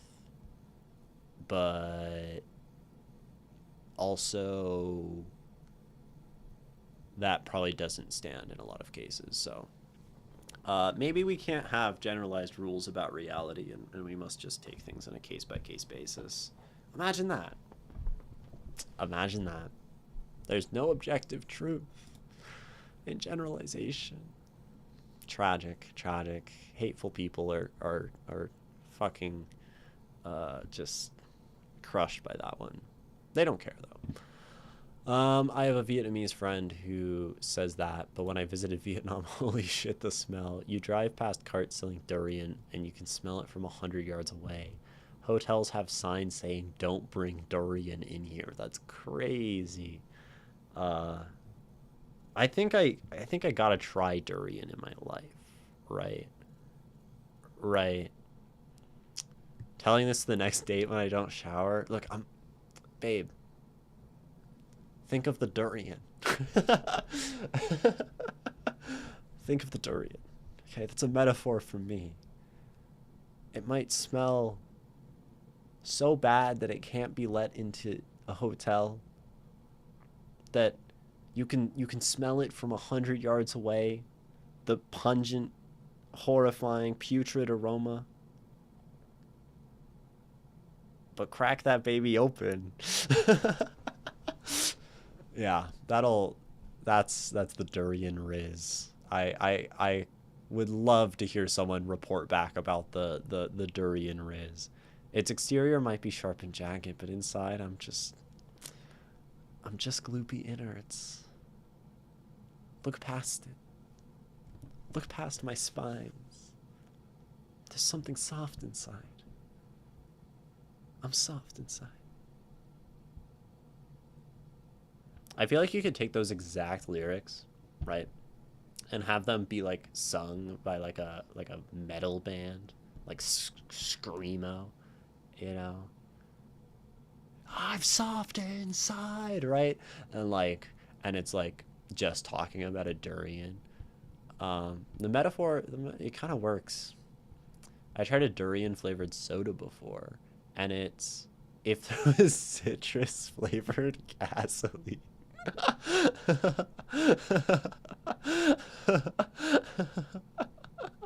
Citrus flavored gasoline. That yeah, that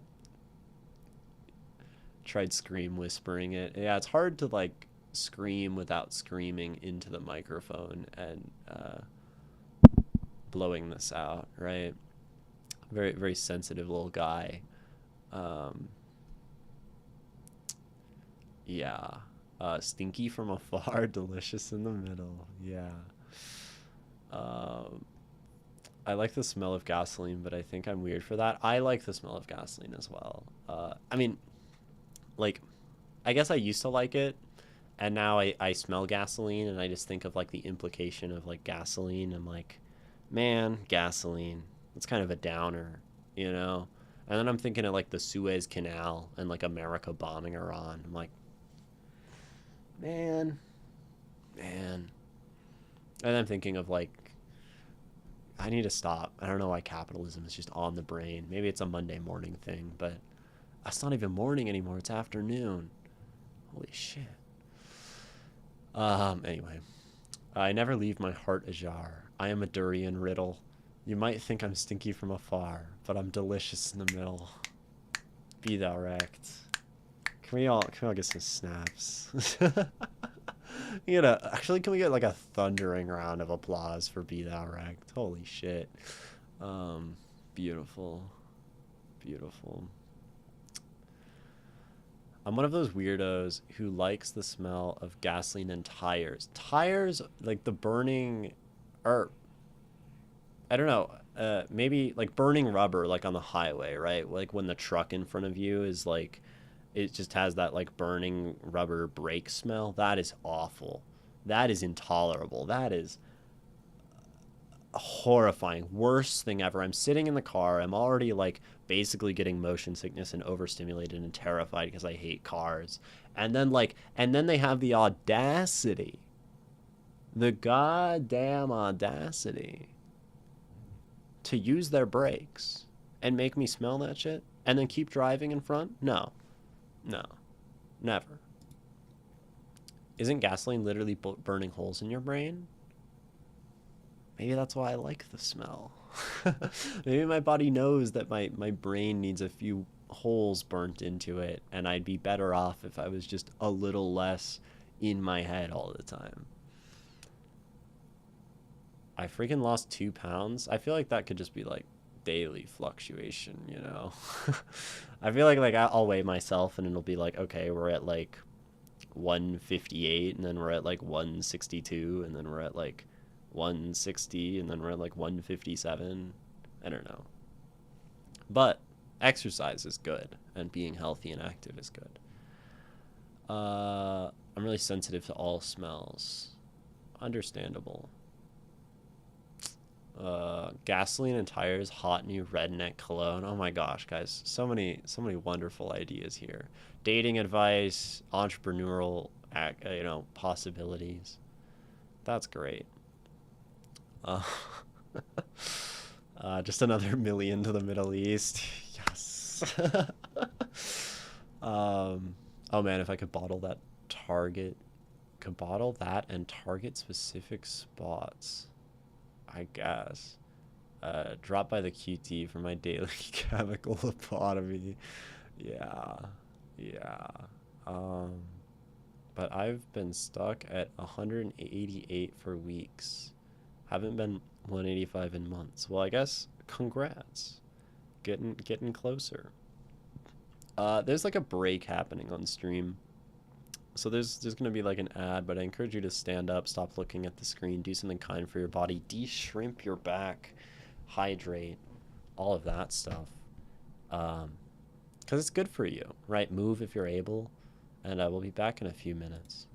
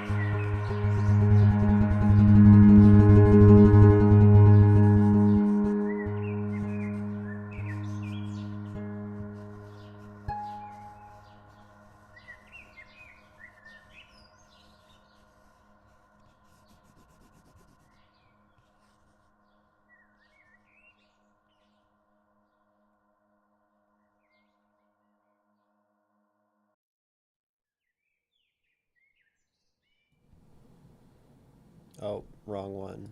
Ah, hello. Hi, welcome back. It's still me. It's still Imogen. We're still just yapping. We're still just being geeked for writing or something. Talking about capitalism and durian and stuff, and smells and pheromone perfumes, yappuccinos. Yes. I need a pheromone perfume that smells like burning rubber, burning brakes, and gasoline.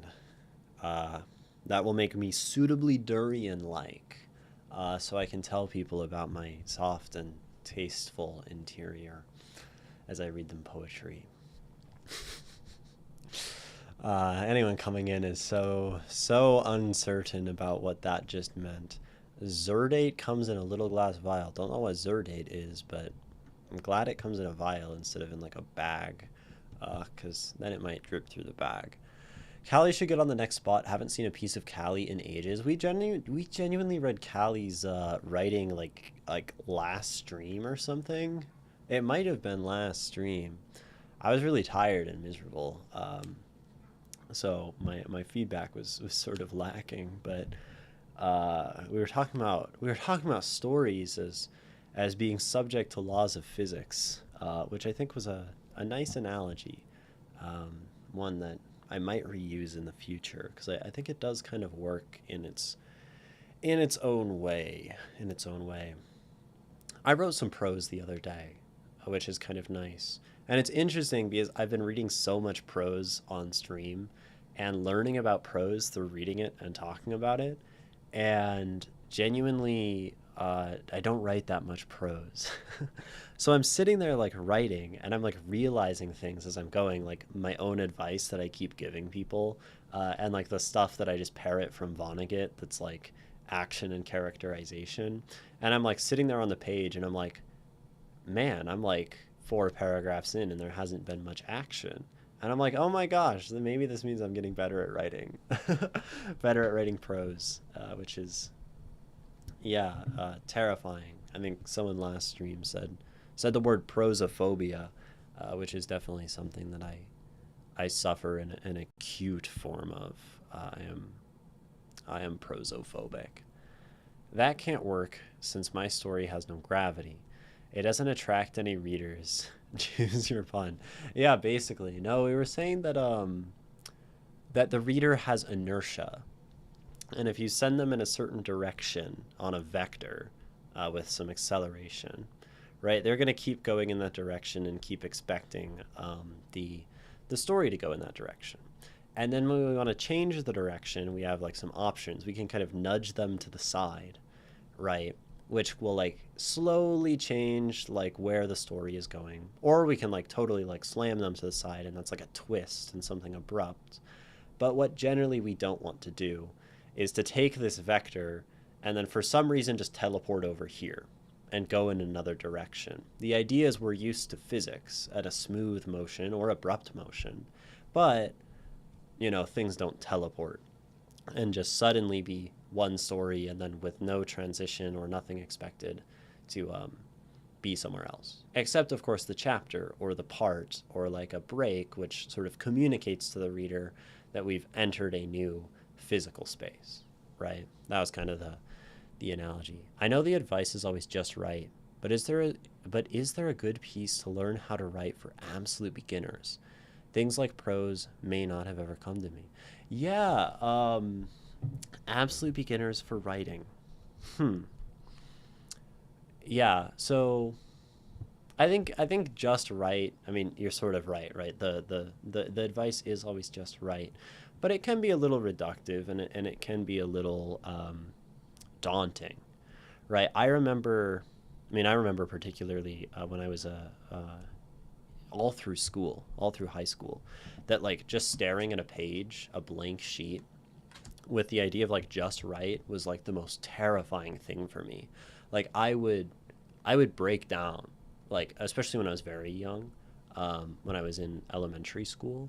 I would like stare at a blank sheet and it would consume me and I would start crying. It was really bad. I hated writing, which is a crazy origin story for me, right? Um, but I think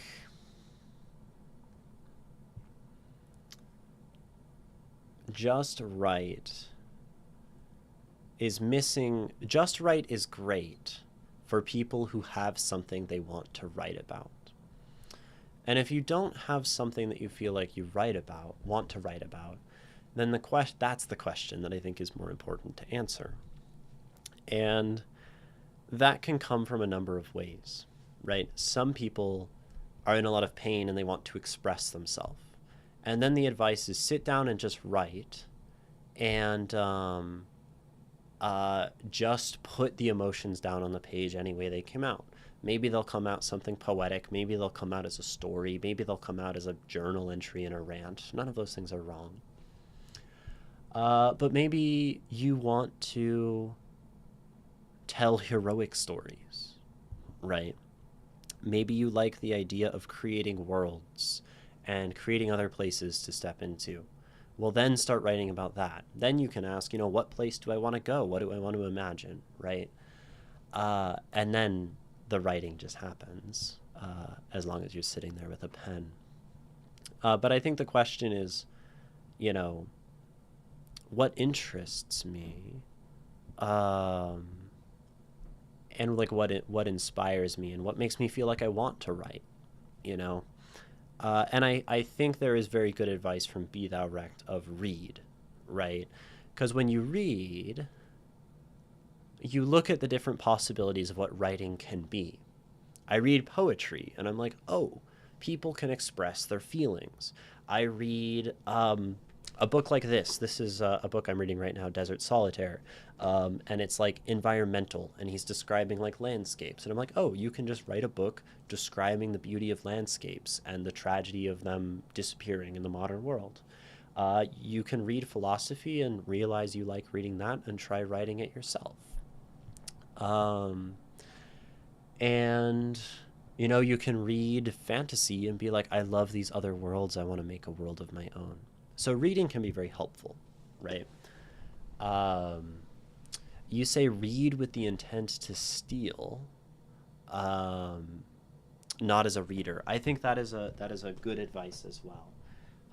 You can read things and think about what you like about them. You can also think about what you would do differently. And then if you have the thing and what you would do differently, then you have something to write about. I dropped my eraser.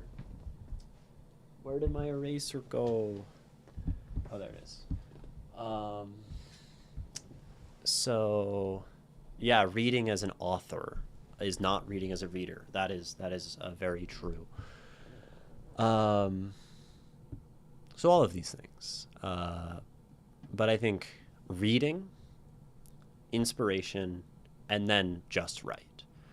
Reading gives you inspiration. Inspiration gets you to want to write. Writing can often get you back to wanting to read.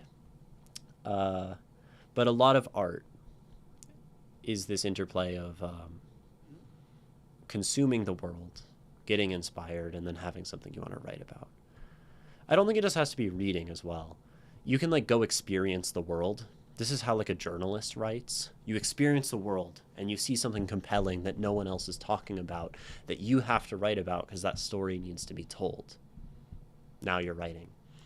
You go out, right? You go out into the world and you see something beautiful. You see the beauty and the majesty of nature as a perceiver and you say, this inspires me, right? This is an inspiration to me, so I want to write about this thing too. So I think when we say reading, right, you don't actually have to read necessarily to get inspiration to write, but you should experience, right? Experience in some way. And then from there, you can create. Hi, Nerdarine, welcome, hello. It's been quite some time. And welcome in to yourself and to all of the familiar and unfamiliar friends, as you say, Somnio. Looks like there's a lot of familiar usernames in here, yes. Writing community is small. Welcome, how was your stream? It's so good to have you. For those who are unfamiliar to me, my name is Imogen. I guess you can use they, them pronouns, but I don't really care.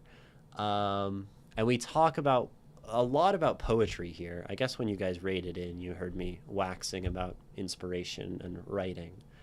I'm a poet.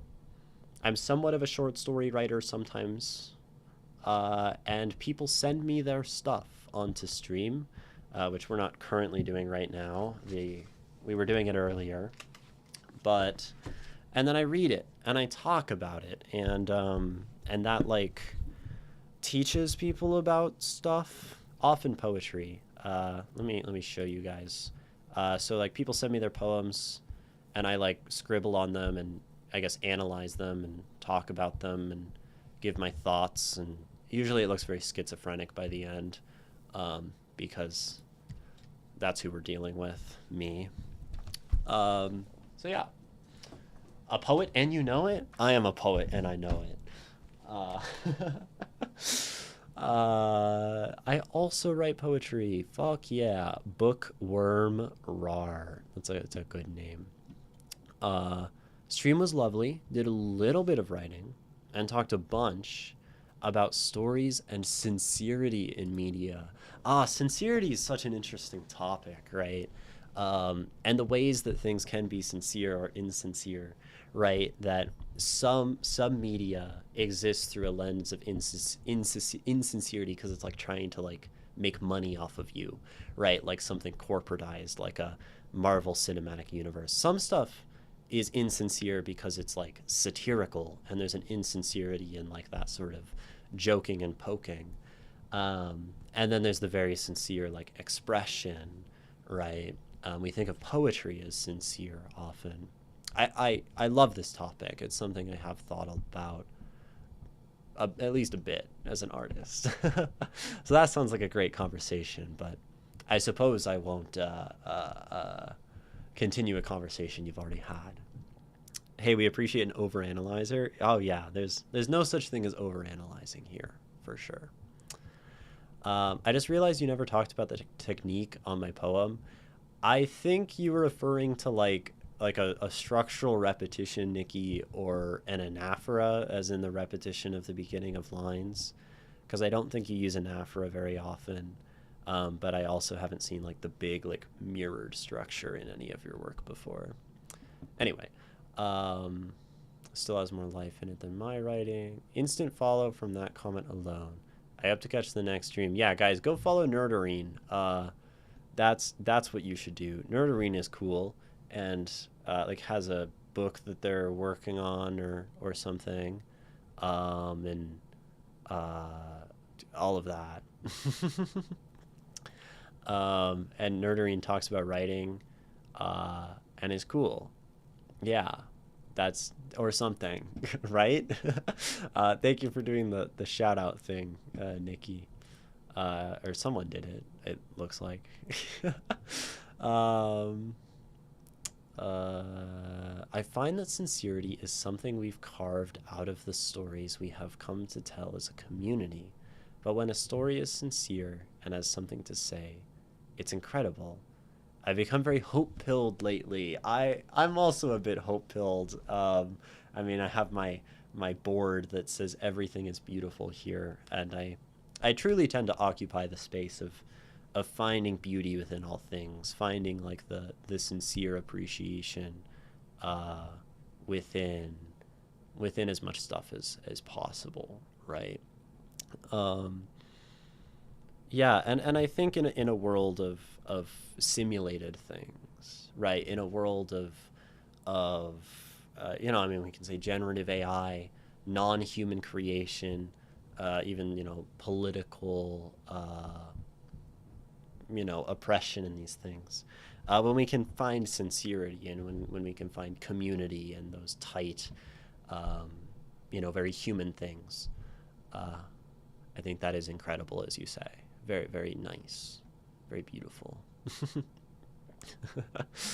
um, yeah, Nerd is working hard and hardly working right now. Wild that I managed to pull it off. Yeah, I'm also working hard and hardly working.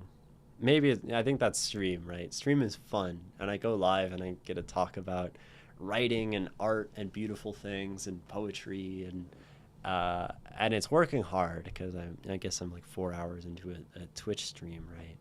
But I am hardly working because I just love this so much. Stream, I blame you. Yeah.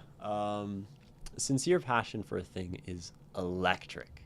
Cynicism had its time and it's gotta go. Hope for the win.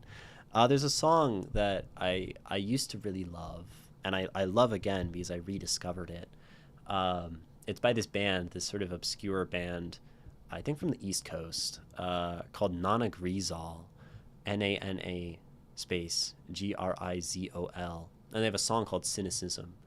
And the big impactful line of the song is cynicism isn't wisdom. It's a lazy way to say that you've been burned. And I love that. I love that line. Because of course the alternative may be presented, right, when we talk about sincerity is what's a more active way to say that you've been burned, right? To sincerely describe, right, the things that have hurt you, to sincerely describe the pain of the world and engage with it, rather than just an offhanded, cynical sort of wallowing. Yeah, that's a good song. I'm very into music as well. For anyone coming in, I play music. There's a saxophone there. I guess there's a piano here as well that isn't hard to notice. This is like at the wrong angle. So yeah. Um, to be fair, I think any emotion can be thrilling if it's lived in. Yeah, absolutely. I just think I'm not sure. I mean, I guess the question is whether cynicism uh, is truly an emotive thing, or whether it's sort of like an intellectual, like a doomerist idea. I mean, there is like it could be. I think it's probably emotional and intellectual, as most emotions really are. I did get the music vibes. Yeah, I guess I have. I guess that's a flag from a band, and that's a flag from a band, but they're both pretty covered up as well. Oh, there's a music stand. Yeah, I guess there's a number of context clues. Uh, I love music. I like how song, lyrics, and poetry overlap. Oh, absolutely, right. And they're so different. They're so different that I don't know how to write song lyrics, which is incredible. I've been trying to learn how to sing though, recently as a person. Uh, I have a playlist of songs in my YouTube now that are my singing songs. Cynicism is one of them, and I've been trying to practice. It's always in the realm of practice as a music person who has like spent hours and hours of my life practicing an instrument. Um, but yeah, I'm trying to practice my voice and become a better singer. Um, I've yeah, but they're very different and very similar, which is interesting. Uh, I have a layer of cynical silt that has unfortunately settled in my riverbed. Yeah, um, I guess you got to get in there and start kicking, start stirring up the sediment, or laying new things on top and having plants grow from it. Oh, speaking of which, do you have some plans of analyzing song lyrics in some distant future? I have analyzed song lyrics before on stream to uh, uh, mixed success. um, the thing is, like, since I do love music so much, right? I find it very difficult to analyze lyrics in a vacuum because I know I'm looking at something that's missing such a crucial piece, right? So often the way that I understand lyrics as a listener is something that is intertwined inextricably with the music, right? Because it's a single, sort of whole piece of art, right? The song. Uh, and I think it is the song itself that is almost a piece of poetry rather than the lyrics, if that makes sense to me. So so I think people can submit lyrics. I mean, I have the option to submit lyrics to my stream. I think what it probably should be is that is that that is in some way also includes listening to the music and has a sort of musical analysis, because we can analyze music in the same way that we analyze a poem, right? Where it's like, okay, here's the opening, it has this sort of tone and this feeling, it's setting an exposition in this way, and you know, we have these themes and refrains that return, right? So it just feels a bit empty to me sometimes to analyze lyrics in a vacuum, you know. I can write lyrics, I can't write music. I'm not sure I can do either of those things, if I'm being honest. I love to play and perform music, and I think that might be my strong suit as a musician, is to learn music that other people have written. And I mean, that's my classical upbringing, perhaps. But I mean, I've written some music. I've written the music on the stream intro screen and whatever, but I'm not much of a composer. And I've written like a few lines of lyrics in my life, and then I tried to put music to them, and I'm like, this is weird. This is hard. It's probably not that I can't do it, right? It's never that we can't do it. It's just that we don't have experience, right? And we must learn and we must practice and iterate and unlock those skills, right? Sup, y'all? I had to do stuff. What did I miss? You missed. Okay, so you left around the tarot. So you missed discussions of durians and gasoline. You missed a brief investigation of sincerity. You missed. I don't know what else you missed. Just yapping. We haven't been reading any stuff from people. We're just talking. A little thing about advice for beginner writers. Just like the general yapping. You know, random questions, random discussions. Me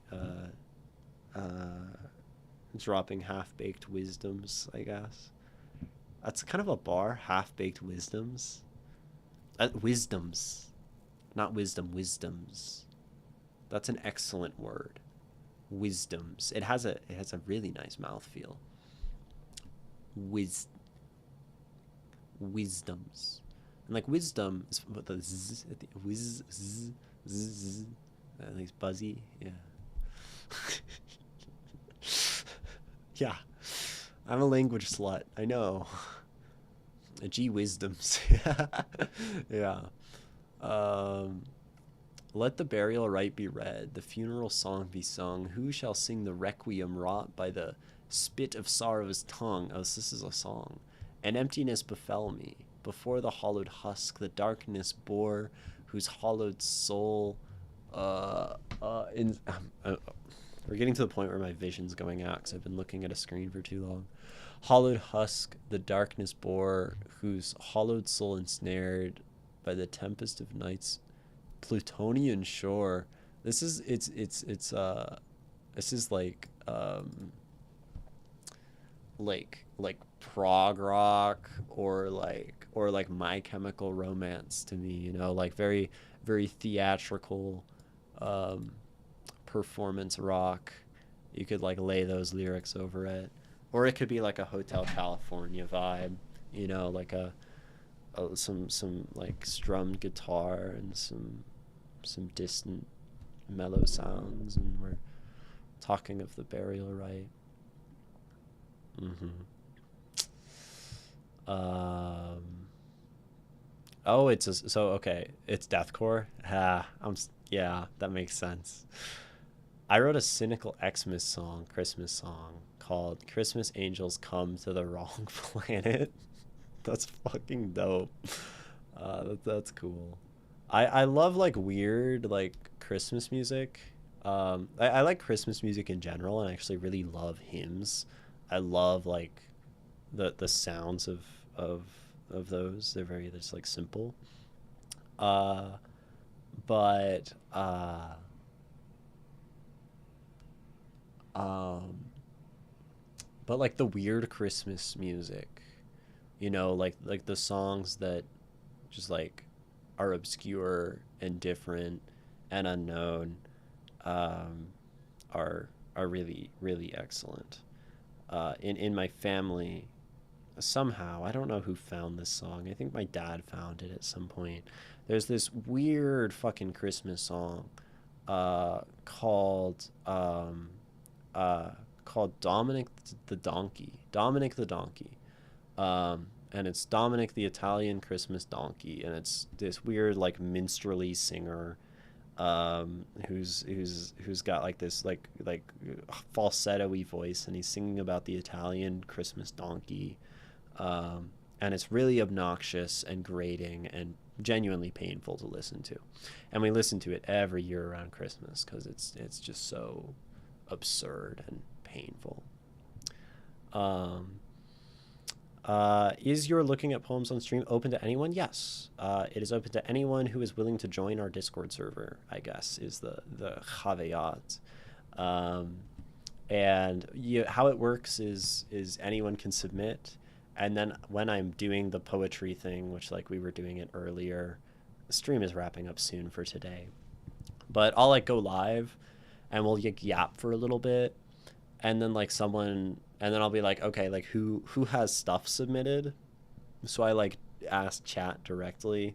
So it's like if you're in chat at the time, it is possible that I would read your work. um Now if you don't want to show up to my chat, and you still want me to potentially read, there's also there are two things in the server. There's one called stream submissions, and it's a forum. One called YouTube submissions, and it's a forum. And I've started to do the same thing, but just with like recording not live and like putting YouTube videos of me analyzing poems. I've done one so far. So if you don't think you'll ever be back to stream, you could send it in the YouTube one, but I would encourage you to come back to stream. um, yeah. Mostly just political / religious satire for your Christmas poem or song. That makes sense. Ding ding fries are done. Ding fries are done. Ding fries are done.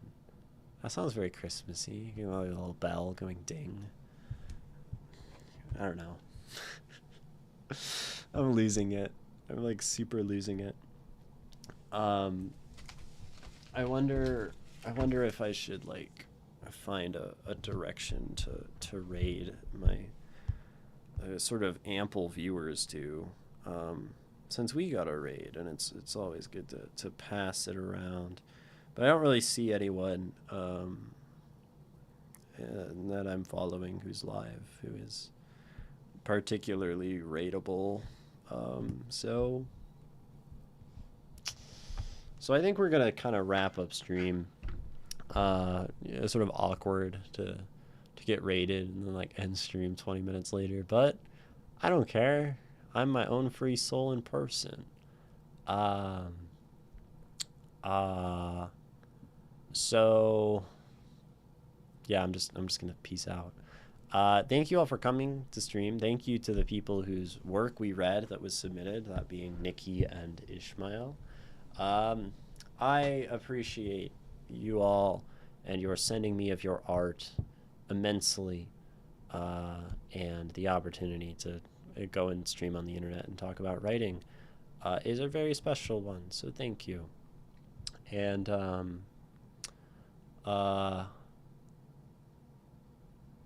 next stream is on Wednesday at 9 a.m. Pacific time.